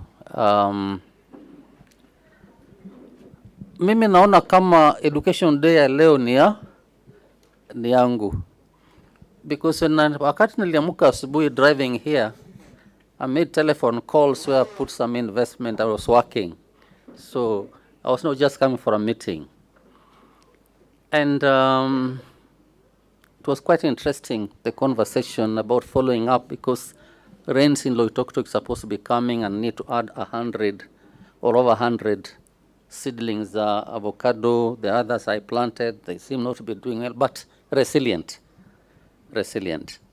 So investment requires resilience. First 2 years, there may not be any return. Don't make noise. Don't be anxious. Just the way the scripture began with Ecclesiastes chapter 11. Cast your bread upon the waters, and you will receive it back. So thank you so much, Dr. Gashara. Indeed, we'll have a bigger day and another longer time for you to talk to these members. They are very, very, we love what the many members, been very patient, and we struggle together. And one day we shall reach Mosibu and even pass with our share capitals. Thank you. You may be seated. So quickly, I want to welcome the staff. Please, Boniface. Katika hii mkutano wa kwanza mwaka huu, mmekutana mara ya kwanza na Boniface. Boniface joined us in July. In July as the marketing officer, I believe amewapigia simu. Facebook is very busy now on issues of marketing.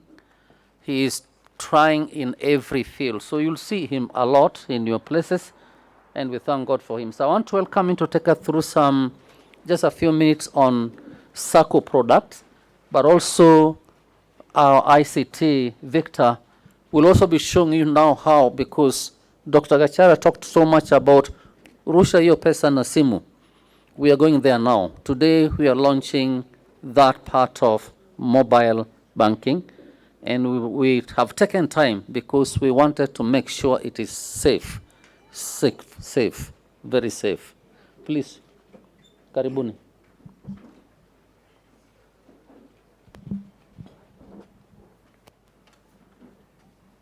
Good afternoon. Good afternoon, members. Mko salama? Si tumepata mafunzo. Yes, and now when you look at our banners, ukiangalia hiyo side, there is range of our products. And the other side, we have improved our banners to the available products that we have for the circle. And the newest in the market right now for Dhamini is the mobile loan. Si tunasoma hivyo. Na kwa wenye wako na brochures, na kama hauna brochures, on that table for the registration, there are forms, kuna brochures pia. So that is the latest product that we are going to launch, the mobile loan product. There have been some issues na members wakisema ni lazima waweze kuaccess their accounts through their mobile phone. Si ni kweli? And now this is now the point whereby us plus our board wenye wametusaidia sana kutengeneza this platform as our theme venye inasema we are embracing digitalization and ICT in our business. Tuko pamoja.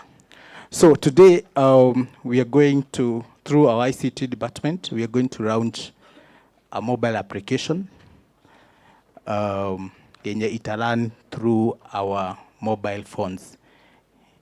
Hapa sitasema ni mobile gani sababu mobile phones ni mingi. Kuna watu wako na iPhone, kuna watu wako na hizi zingine zenye zina support Play Store. So our app is going to learn through the Play Store and also the Apple Store. Yenye uta download. I bet each and every member got a message from us that we distributed that this day, today, our education day, we are going to launch our mobile application. I'm going to invite Victor, who is our ICT person, to demonstrate to us on the usage of the platform.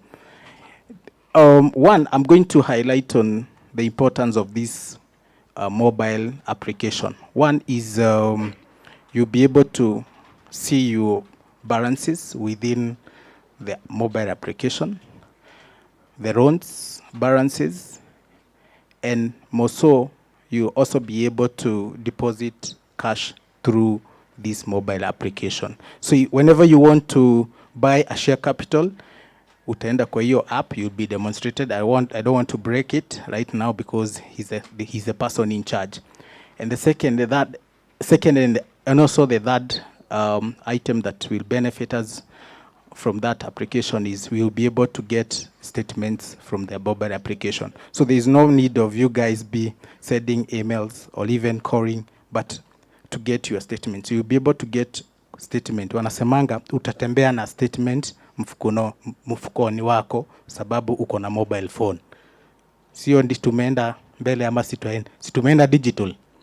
Si ni kweli members? So if you are able to access statements na kitambo tulikuwa tunapiga simu tutumiwe statement. See, that's a mark.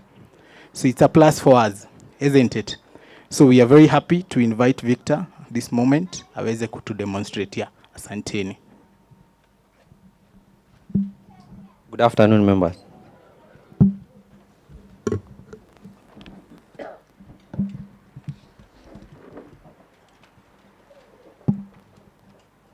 So I'll say my names again. My name is Victor Wambua. I serve you members under the ICT department. I'm sure this is not my first time I've interacted with you in such an event, right? During the past events, we've shared a lot of progress and also informed you on some areas where we're going to improve on. One of the areas that we really want to improve on is efficiency and ensuring that you have all the information and all transactions that you're going to do with us are real time, and you can access any information that you require in regarding to your account at any point, at anywhere. Around June, the end of June, we shared some information in regards to accessibility of your data to us, whereby we launched our members portal to you. How many people have interacted with our portal? Nataka kuona kwa mkono. That's good, but not good as well. The numbers are too low. That means you're not exploiting whatever we issue into you members. So we have a members portal. That members portal is accessible in our website. It is also, we also shared a link to you members through a message,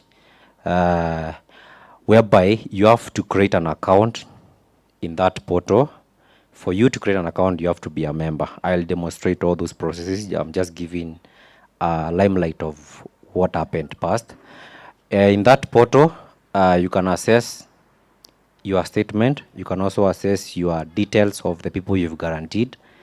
You can also check your loan balances in that portal. It is also giving you a statistics of analysis of in graphics form of how your curve in terms of loan uptake is. The facilitator has just talked about the loan process. So it is just a view, it is just an interaction with our system, regardless of the location that you are in.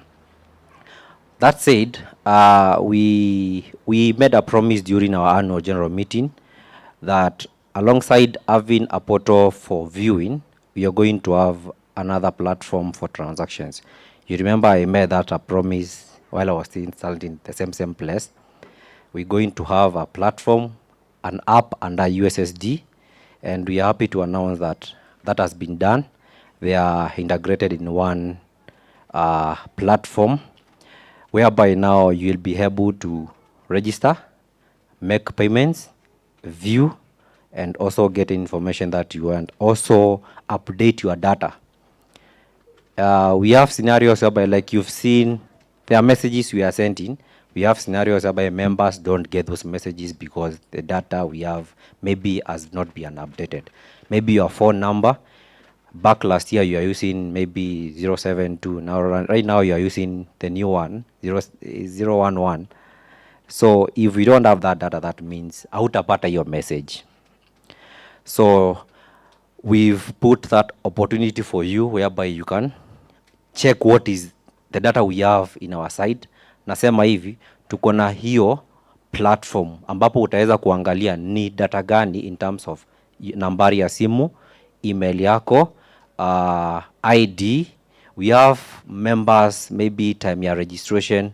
ID has changed, but there was maybe a mistake in terms of entry. So this is a platform where you can view whether this data is okay. We also have members wenye hatujui member number zetu. Nikikuuliza member number yako, like, let me just take randomly. Saidie member number yako. 2739. That's good. Unaishika. I hope tukiconfirm that's it. So I have a slight award for you. That's airtime. So it's always good. It's always good to know your details with the institution. Yes, we have many checkpoints. The ID is there, but your identity is the member number.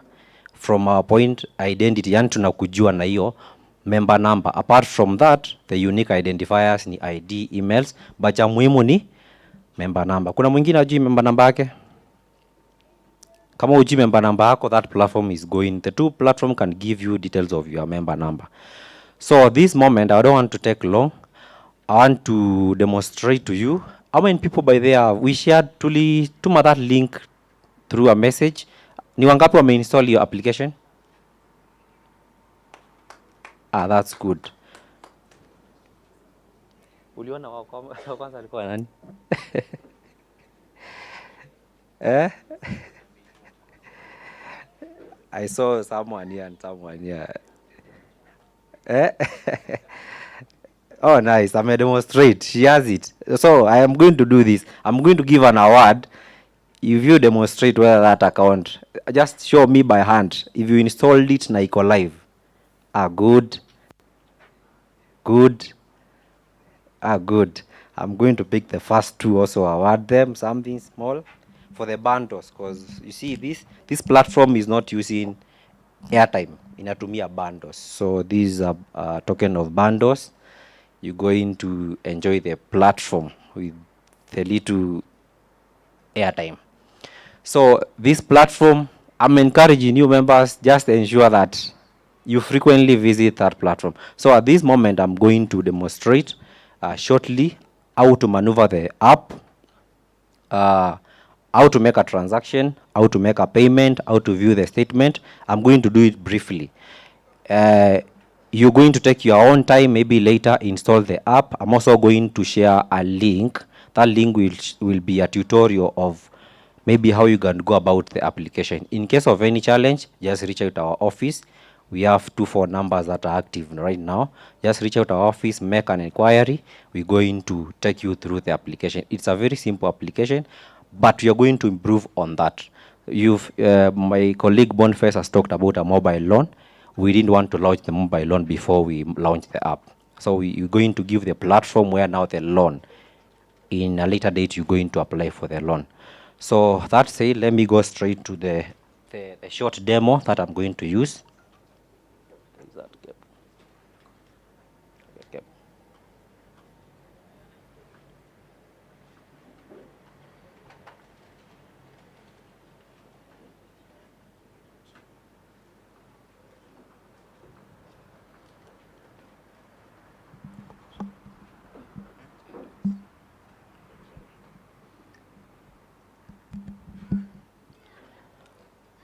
So this is just a snapshot of how the app looks like. Is it viewable?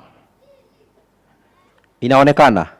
Kama ionekani vizuri, you will bear with us, but tutaenda, after this, I'm going to share a link. Nitatuma yani, a link yenye utaweza kuitumia kuview whatever I'm presenting. Si iko sawa?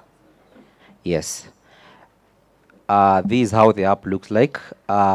If you, wakati unataka kudownload an application, you always go to an application in your mobile phone, inaitwa Play Store. Sivyo? So go to your Play Store to make a Play Store for your Android. The bundles must be on. Sorry, I didn't mention that. Yes, the bundles must be on. Go to Play Store. Search Dhamini, just Dhamini. Dhamini. Search Dhamini, I'm sure you will find our colors there. Utaiona mahali. The theme. Nani amefika hapo? Akaiona? The first person.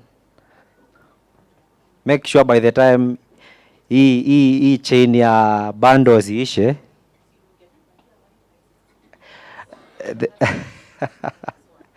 next time we shall share Wi-Fi. The reason as why we didn't use Wi-Fi, it's intentionally. I'm sorry for that, but this is an application that needs very minimal bundles. Doesn't need a lot of internet connection. Very minimal. Yani even with 1 MB, just as a balance, utaweza kutransact view as long as you just itakuonyesha, itakuambia hata good morning, good afternoon, depending, itakukumbusha hata tuko saa ngapi ya siku. So there was an award for Richie there. Let me confirm. Good. So download the application, install it. Ukisha install the application,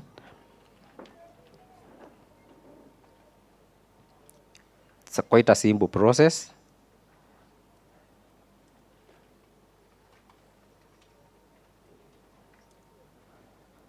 After clicking, isha install, click open. I hope we are together. Open, uta click hapo. There is a link nyuma kidogo. Yeah, open that one. Click to that link. That means it gives you the layout venye inakaa. Tuko hapa mtu. Hata kama utafanya saa hii, take your time and interact with the application, right? So, ukisha install, this is the appearance of the application. Then we have a page here itafunguka. Welcome back. We are assuming you are part of us. That's why you've been told welcome back. So I want us to click don't have an account, because for the people when you waja register. So for you to enjoy the benefits, yani ndo uweze kulogin, kuaccess information yako hapa, lazima create an account. So we shall create an account and I'll be brief. We'll create in the event we don't match the pace after the education day, I can take you through. So I'll just be brief on this, because again, I'm sure so many downloads are happening right now. So the speed of the communication, you expect it's a bit high, because we also shared the link to the rest of the members when you are hapa. So create an account. You have to enter your ID. The ID as per the records you have is simple as that. Your identity number, ile namba ya kitambulisho, hiyo ndo unaweka pale, sio member number. Na hiyo ndo utakuwa unatumia kulogin pia. Ukishafanya hivyo, it will take you next to begin registration. Begin registration just like that. It validates. This is a real-time thing. It will send you a one-time PIN. OTP inamaanisha a one-time PIN. Ikikutumia your one-time PIN, these are security parameters that we've put in place to ensure that it's only you who can be able to access the application. So the PIN is being set to your phone number that is in that phone. After that, you can see there is an OTP that has been sent there. After that, it's going to ask you a security question. Security question itakuwa inakuuliza, in the event it detects something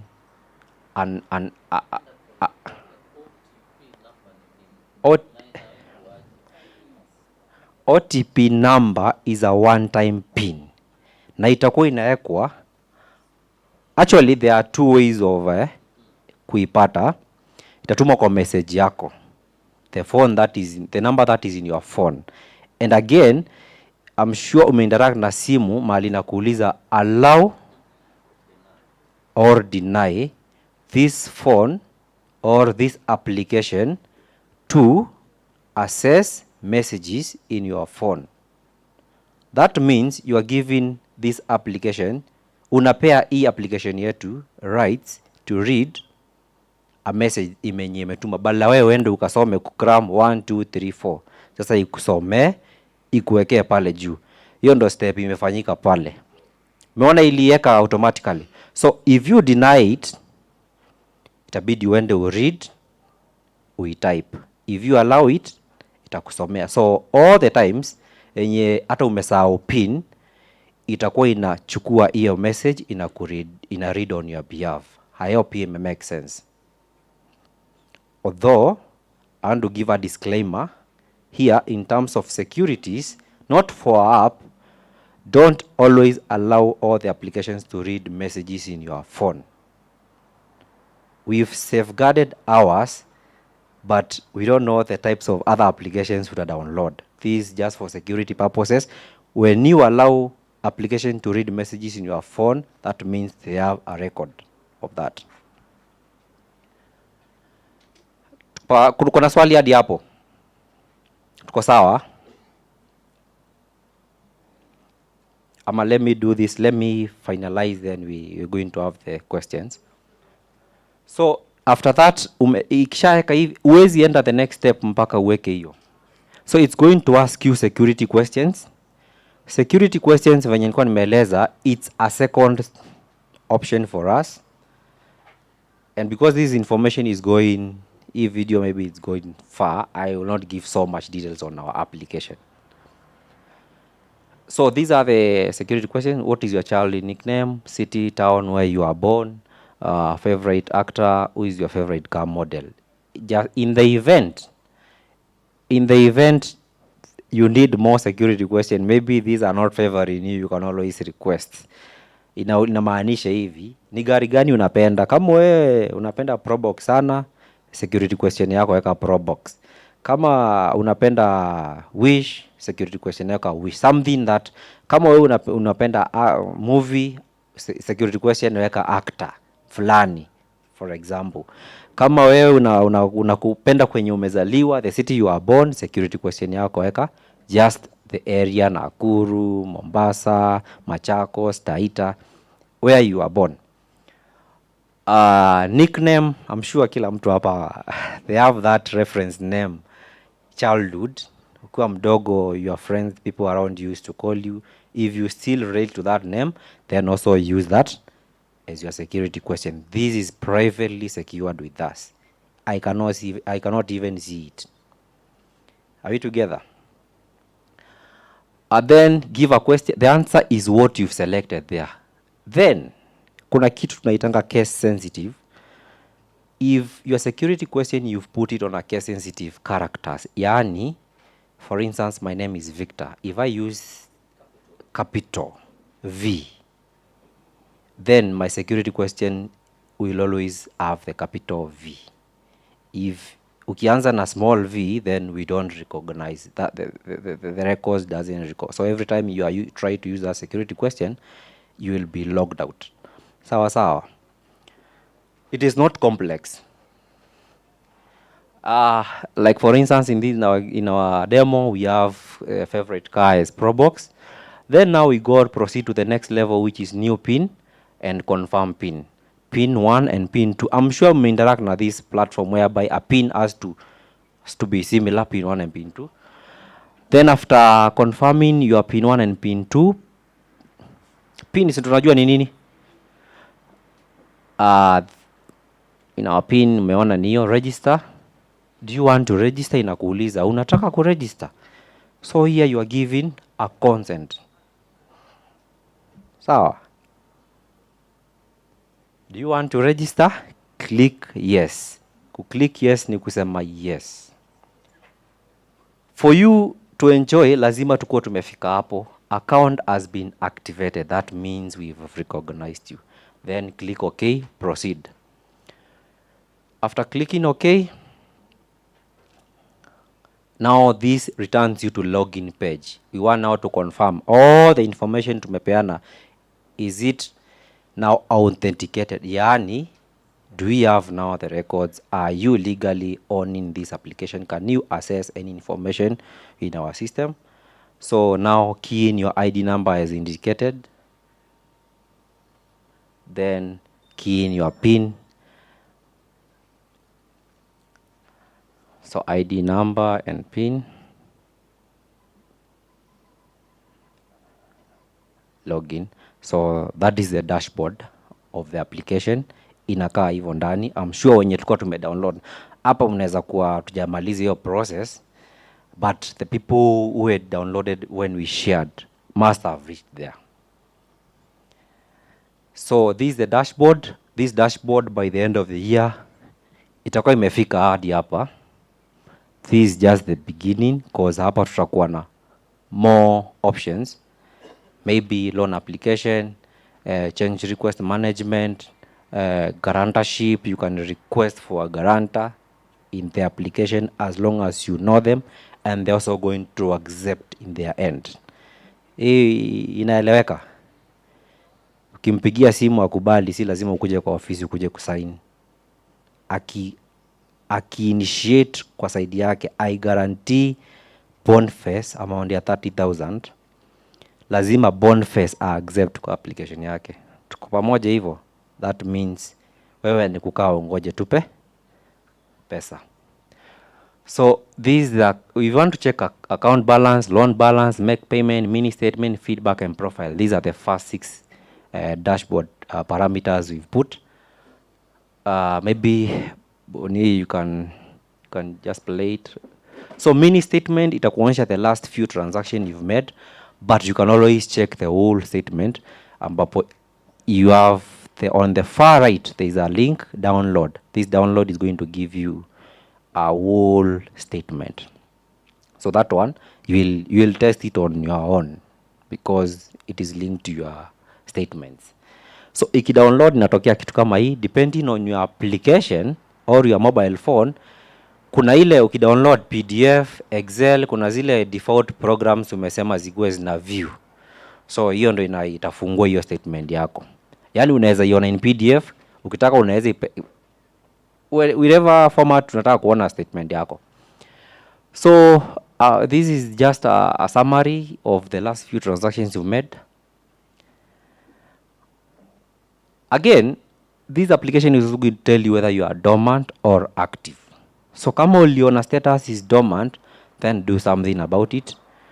Plow some deposits. I'm sure our head of marketing, Apple, will talk more about it. Then these are the transactions of account we have. You can only pay to deposit, share capital, and loans right now. The rest are not any additions but withdrawals. If you want to check your loan balances, for instance, this member doesn't have a loan balance, angekuwa nayo, it could have been present there. If you want to make a payment, which is now the biggest thing yenye kwa this application yenye tume interact nayo, in previously our platform tume launch, we've not had this. There was a time during AGM a member requested and asked, I used to pay and select what I want to pay. Member kona loan tatu. So leo nataka kulipia moja, kesho nilipia ingine. See, depending on your flow of pesa. Naweza kuwa this week nataka kulipia loan Y, then next week nilipia loan next.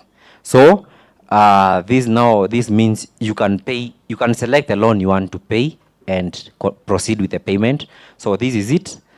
Utachukua transaction kama ni loan, hiyo click the loan the way it has opened, but this one is for deposit. Automatically it will key in the number that is in your end. Yani the number we have. If it is not the number you want to pay, key in the number you want to pay with. Unaweza kuwa na SIM card mbili kwa simu, but you want to pay. Yani yenye tuko nayo si yenye iko na pesa. Hii ingine ndo hii iko na pesa. So key in the phone number you want to pay with here and key in the amount, then click pay now. If you click pay now, it prompt something we normally call STK push. STK push inamaanisha simu yako ikishika network unaonanga mahali SIM toolkit. So it goes and authenticates in a push na kwambia now you authorized to you are attempting to make a payment to Dhamini Sacco. That request has reached us. Can you now authorize by putting your M-Pesa PIN? And I want to say something here. This is not for Dhamini, but always ensure, just for informational purposes, always make sure ukiwa na simu yako, sijui kama ushaika hivi uko na STK push ime pop up. Inakwambia weka PIN. You ever experienced that? Wewe ulikuwa tu kwa application nyingine, then unaona tu put your PIN. You should always be very keen on your such things. Always before uweke PIN, angalia pesa inaenda wapi. So in our case inakuonyesha inaenda wapi. Okay? Ukiklik okay, unaona imesema nini? Just pause there. Do you want to pay 1,000 to the Dhamini Sacco account deposit member number? Always make sure umeona hiyo the word Dhamini Sacco. Otherwise, the world is cruel, and as much as technology is advancing, the house of people are advancing. So always ensure umeauthorize pesa iende wapi. Tuko pamoja hadi hapo. So send, weka PIN yako, then send. That is just the same way USSD inafanyanga. Hata ukilipa, sometimes ukilipa stima, unaonanga hizi vitu, do you want to pay? different areas you go, kuna this ya technology inatumika sana. So click send. Ukisha click send, that money has reached us. You don't need to call our cashier, or you don't need to send even a message umelipa. The message will be in our statement and also in our system in real time. Depending on the number of transactions, in less than 1 minute, if you go and download your statement, utaipata hapo. Tuko pamoja hadi hapo. So this is literally a short demo of our application. So I hope you're going to interact with it. Also leave us feedback. There's an avenue for feedback here. Sorry. There's an avenue for a dashboard for feedback. There's that pop-up. Just say something. If you need something included or excluded, just mention it there. Then we're going to view it from our end. And it is not going to be anonymous for this such feedback. Anonymous inamaanisha tutajua ni nani. It is not going to be anonymous. Sawa. Kama we are going to have a platform for is it synonymous or anonymous? I'm not good in those terms. Yani tutaweza kujua ni nani, but you're going to have another platform whereby you can leave an identified source of feedback. Feedback from this, tutajua member number XXX. Why? Remind you what time it is, at what time of the day. Is it good night, midnight, or morning? So we happy to have this now shared to you officially, to you members. We did that link for you to interact with it earlier. Right now, I know maybe kuna eaches and eaches because of the SMS, so many downloads and so many OTPs. It a delay, but it's coming. If maybe you have that challenge, it's coming. So I hope you're going to have easy time with this application. Because of time, allow me pause at that point. Maybe Bonnie can add on something or remove. Yes, afternoon. Victor is a member who has a question. So it's also good to... Let me take around 3 questions because of time.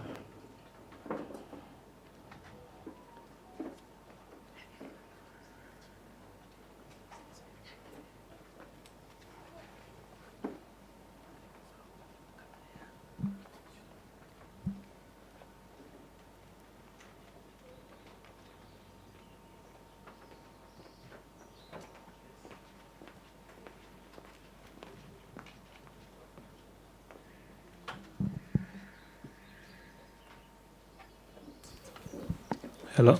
Yes. Niko na swali about the app ambao mbia saa hizi. Nilidown and then nikajaribu tu kuitest tu na 200 shillings. Up to now hiyo pesa message ya but kwa nikiangalia kwa system hiyo pesa bado haijaingia.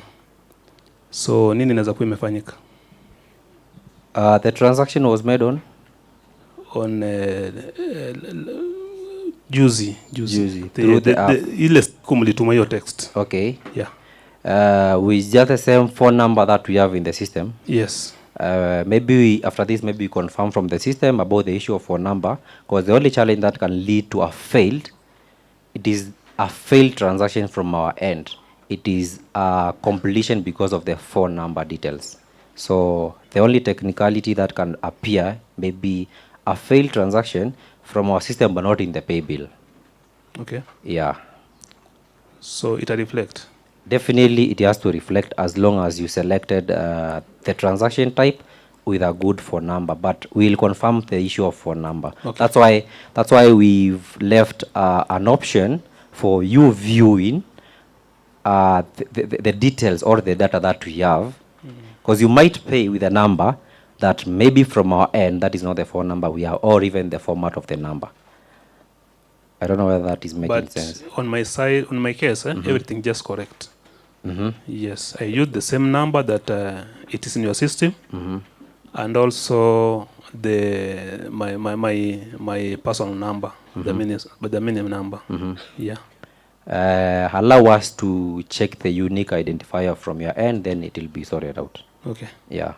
It is also a good feedback on the same. Thank you. Any other feedback? Not necessarily a question. Anything. Kulikuwa mwingine. Or someone who paid and so. Yes, Sir Fred, member number 3563. Okay. I just have a question, and first of all, say thank you for the big step you have made to bring up that to access our payments and statements. Now, this question is on the payment. Will the system recognize the payment you are making? Assume, like now, I see we have the share, we have the deposit contribution, we have the junior. There a place where you will select where this money should go to. Then another question is it automatic savings, or you do some work manually at the back end? Like now, when we send money, then we don't receive. What could be?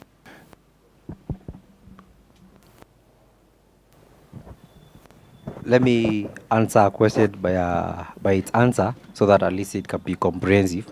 Thank you for your question.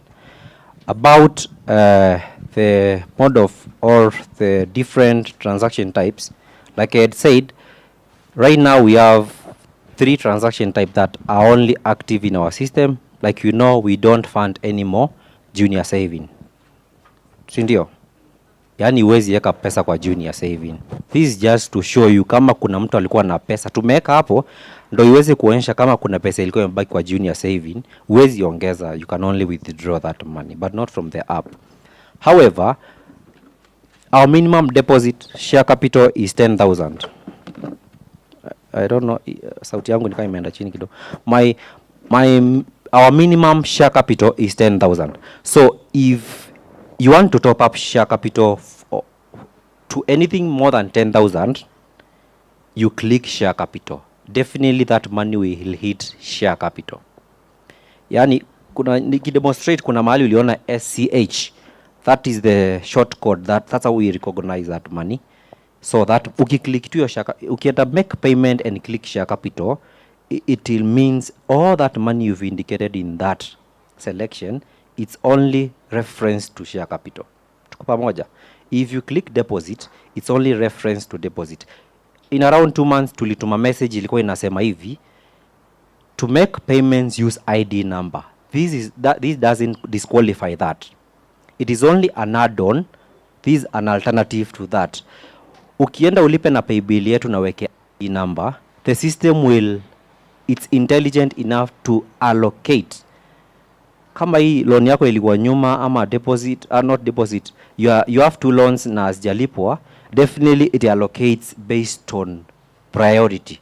But we have scenarios where kama member, leo unataka kulipa deposit, kesho ulipe loan. This is now to bring that convenience. Hereby, mimi leo nataka kulipa deposit, just go to the application, select deposit, pay the deposit. I hope nimekujibu. The issue of technicalities, definitely in technology, it's always a phase. I want you to get me right. You will not cook everything at once. It is a phase, an upgrade. So that's why we are very comfortable to launch the app with you right now. So any technicality you find, that's why we have a feedback option for you to give us that feedback, then we can work on that. Sini sawa sawa? Yeah. Any question? There was another question here.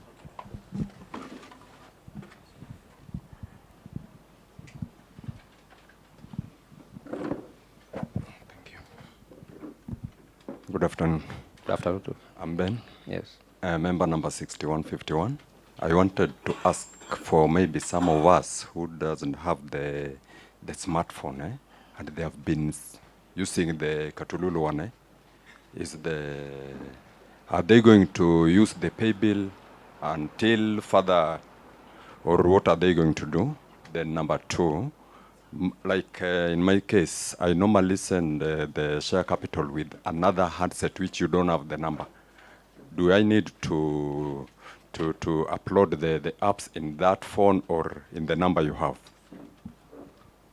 Thank you. All right.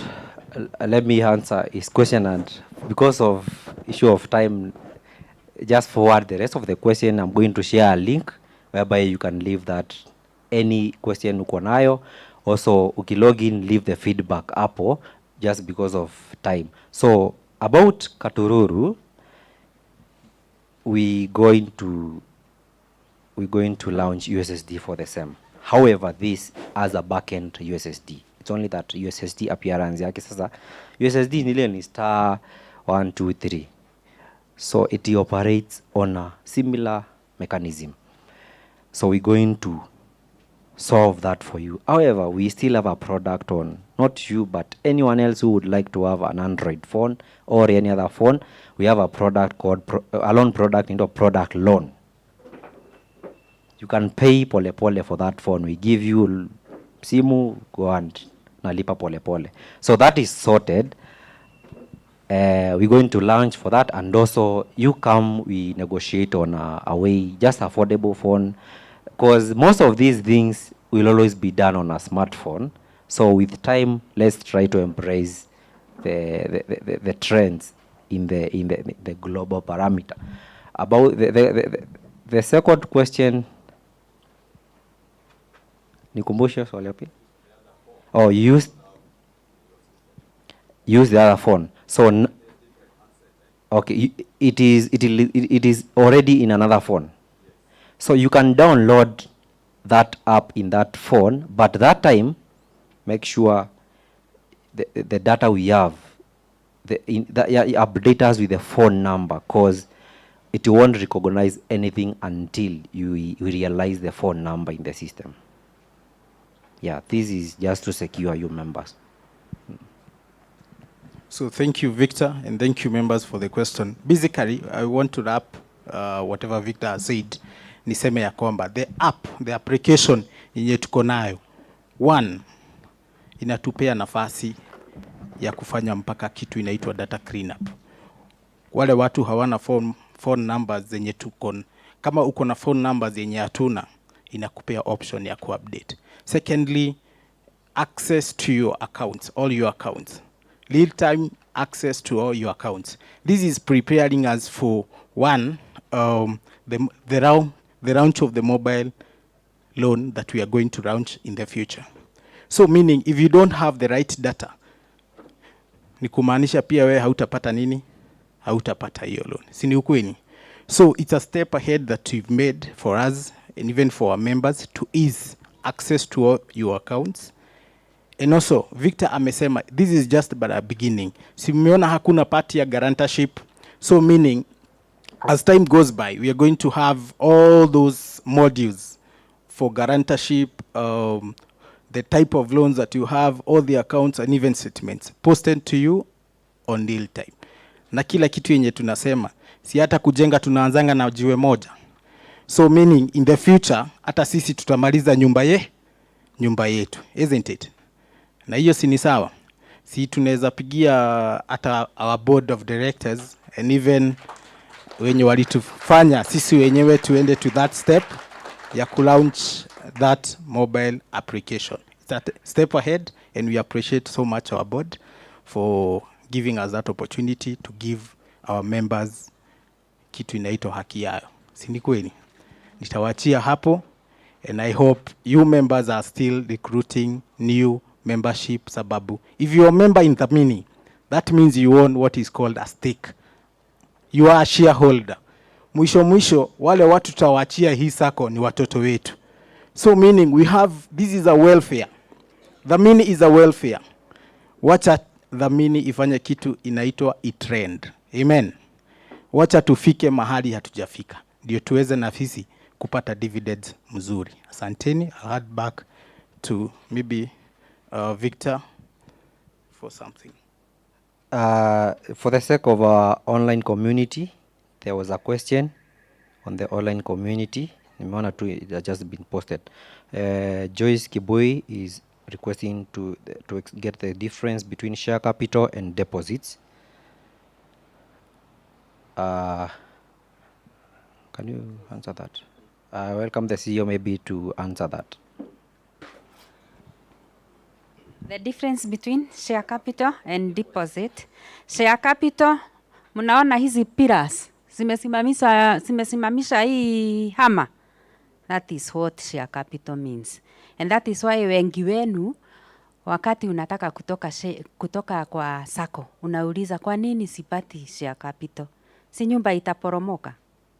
That is what we mean by share capital. Ndio hiyo 10,000 which is minimum, it is only transferable ukitaka kutoka kwa sako na according to all sako regulated by SASRA on the government, lazima kila sako ikuwe na share capital. So at Dhamini share capital minimum amount ni 10,000. Tunawapatia nafasi ya kulipa polepole, but we have made it a priority kwa our system. Kwa hivyo ukilipa 1,000 ya kwanza inaenda wapi? Kwa share capital. So shares or deposit yenye ameulizia, and okay, for share capital that is what we pay dividends. Si mnasikia kuna dividend na kuna interest on members deposit. There are normally two types. So kwa share capital, like last year, that is what we paid 10% on dividends. Ukisikia dividend is on share capital. Najua wengi wetu tunakimbianga ikifika toward the end of the year kukimbia tuone ni sako gani imelipa pesa mingi. Na hapo ndio mna kuwa confused because it is a strategy. So you will hear so many SACCOs saying we paid a dividend of 20% because normally share capital inakuanga kidogo. So we will pay high dividends. Ikifika ni members deposit. That is what we said kwa Dhamini tunalipa minimum ya 1,000. Na ndio hiyo tumeambiwa na our facilitator ya kwamba ukilipa just 1,000 in a year utakuwa na only 12,000. And it is the deposit we use as a multiplier when we want to give you a loan. Kwa hivyo hiyo ndio unafaa uwekeze mingi kwa sababu ndio itakusaidia, and even it is the same one that you are going to use for the guarantor. Na as I keep telling you, wakati unapatia mtu guarantor, hakuna mtu amekushikia garnet lazima umwekee your deposit zote. Angalia unataka kumpatia pesa ngapi from your deposit. So the online, I hope tumejibu hiyo. Tutaendelea kuwasiliana mkiendelea kuuliza hiyo maswali. Thank you. Victor, are we done? I think we are done on that part of the ICT. On behalf of the MC, our daktari akiwa kwa simu, help me welcome Mr. Njoroge from the Ministry of Cooperative. Kama ametoka kidogo. Ako hapa, ako karibu hapa. It is important to know our SACCO is regulated by SASRA and we are under the Ministry of Cooperative. Kwa hivyo ndio maana tumealika Mr. Njoroge, ndio anakuja kuoversee whatever we are doing. Part of the education, members education is one of the principles ya cooperative, and that is why we have to call you for members education. Kwa hivyo wakati tunapowaita, tafadhalini, tunashukuru sana wakati tunaona mkitii hayo maneno. So Mr. Njoroge, kindly welcome to address your members.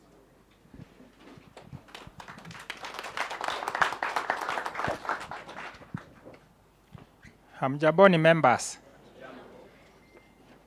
Kwa majina ni Njoroge Mwangi, ofisa wa vyama vya ushirika, na wakati mko hapa ni kushirikiana.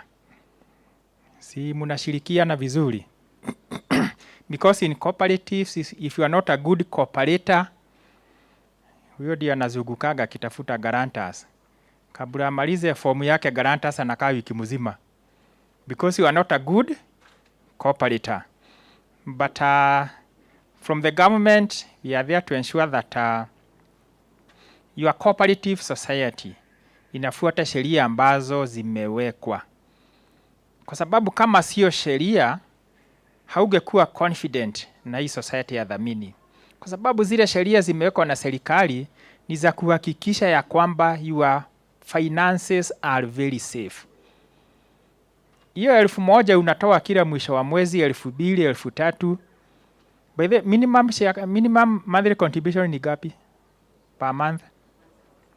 Ni 1,000. Oh, ile tulikuwa tunaambiwa 1,000 after miaka 20 huwezi nunua ng'ombe. Ndio hiyo, umekumbuka? Wewe ukijiuliza, mimi naweza kununua ng'ombe ya maziwa after 20 years? Or how long can it take me to purchase that dairy cow? Because I believe a cooperative society, and more so this, the mini Sacco, it is there to ensure that you are empowered financially. You need to be empowered. Tumepatiwa a lot of information by Dr. Gashara. Na tukaambiwa kama wewe unaishi nyumba unalipa rent, unafaa kuwa unalala wapi? Inatumika. Unafaa kuwa unalala chini. Sijui ni wangapi wanalala chini. Najua nimesoma kitu. Kwa hivyo kama wewe unaishi kwa wenyewe, sijui kama ni kitanda utauza. Na wewe ndio utajua vile utafanya nayo. Because we need not to be comfortable. Unajua when you are comfortable where you are, you never make a change. You never think of a change unless you are not comfortable. That's when you think, what can I do? And what to do is to ensure that you save more in the society. And the reason as to why uliingia kwa cooperative society, because everyone's concern is how to secure life from its very uncertainties. Life is very uncertain. It have never been certain. And that is why everyone's concerned. How do you secure your life? Because it is very uncertain. And more so, remember, the ultimate goal is to have a comfortable retirement. I don't know whether you have ever thought about your retirement. How will you retire? Kama ile tumeambiwa na Dr. Gashara. Umewahi jiuliza kama umeajiriwa? And by the way, tumeambiwa there are those who wale wako na kazi, tumeambiwa there are those who are on job na wengine work, they are working kwa kazi. Are you on work? So how will you retire? I don't know whether you have ever asked yourself, how will you and when will you retire? How will you where will you retire? Because the ultimate goal, kila mtu anasemaga comfortable retirement. But that retirement will not be comfortable if you don't plan for your finances. And to plan with your finances is with the society. Because even if you're employed somewhere, it is not the business of your employer to make you rich. It is not the business of your employer to make you rich. It is your business. Because what the employer does is only to compensate you for the service that you have offered to the employer. Na hapa Kenya tunaambiwa ukifikisha 60 years, unaenda wapi? Unaacha mwenye kazi na ni mzee kuliko wewe. Anakuambia your retirement imefika. Na yeye ni mzee kuliko wewe. Yeye hajaenda. Yeye unamwacha akiendelea na kazi yake. Kwa nini unamwacha akiendelea na kazi na wewe unaenda nyumbani? Kwa sababu ni biashara yake. Because it was his business to know how he can be rich. It is also your business on how you can be. It is not the business of your employer. Unamwacha akiendelea, bado ni kamuzee, kanaendelea na kuangalia kazi yake, wewe uende nyumbani. Unaenda nyumbani kufanya nini? Will you have that comfortable retirement? So it's your business to know how you can be able to be rich. And it therefore means that all your financial decisions and actions have an effect on your financial health now and in the future. Financial decisions, that's what is the key determinant. What decisions do you make on your finances?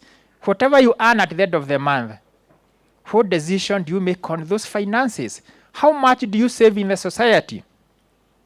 And one great author known as Robert Kiyosaki alisema that it is not how much money you make, it is how much money you keep. How hard it works for you and how many generations can you keep it for. It is not how much money you make, because you may be making millions and millions, but how much money do you keep? So it is not how much money you make, but how much money do you keep. And where do you keep that money? In the Dhamini Sacco. And that is why you are a member here, where you can be able to keep your money, where you can be able to save on monthly basis. Sio 1,000. 1,000 at the end of the month utakuwa na 12,000 at the end of the year. But without considering at the end of the year, 1,000 kwa mwezi moja. Mwezi moja iko na siku gapi? 30 days. Meaning how much do you save on daily basis? Because you live on daily basis. Una save pesa gapi kwa siku moja? Mahesabu kidogo. 1,000 divided by that. Si ni hivyo tu? Ama 100 divided by 3. Inakuja pesa gapi? 33. Kwa hivyo kama wewe una save 1,000 kwa mwezi, kila siku jioni uwe unasema nimeweka 33. Ama tuongeze ifike 35. Tumuongezee shilingi 2. Kila jioni uwe unajua umeweka gapi? Umesave 33 shillings. Halafu ujiulize nimetumia gapi? Wewe unajiuliza hiyo nimetumia gapi? Kwa sababu kuna watu wengine wanagojea. Unajua ukiingia kwa matatu unapatiana 50, pengine unalipa 30, unarudishiwa 20 bob. Hiyo change, hiyo ya 20 na 10, kuna watu wanagojeaga. Unajua kuna watu wanakuaga na maidi hapo. Hagojei manoti. Unaonaga watu wa matatu wanaenda kutafuta change kwa hao. Kwa sababu walichukua change zile mlipatiwa na wengine. 20,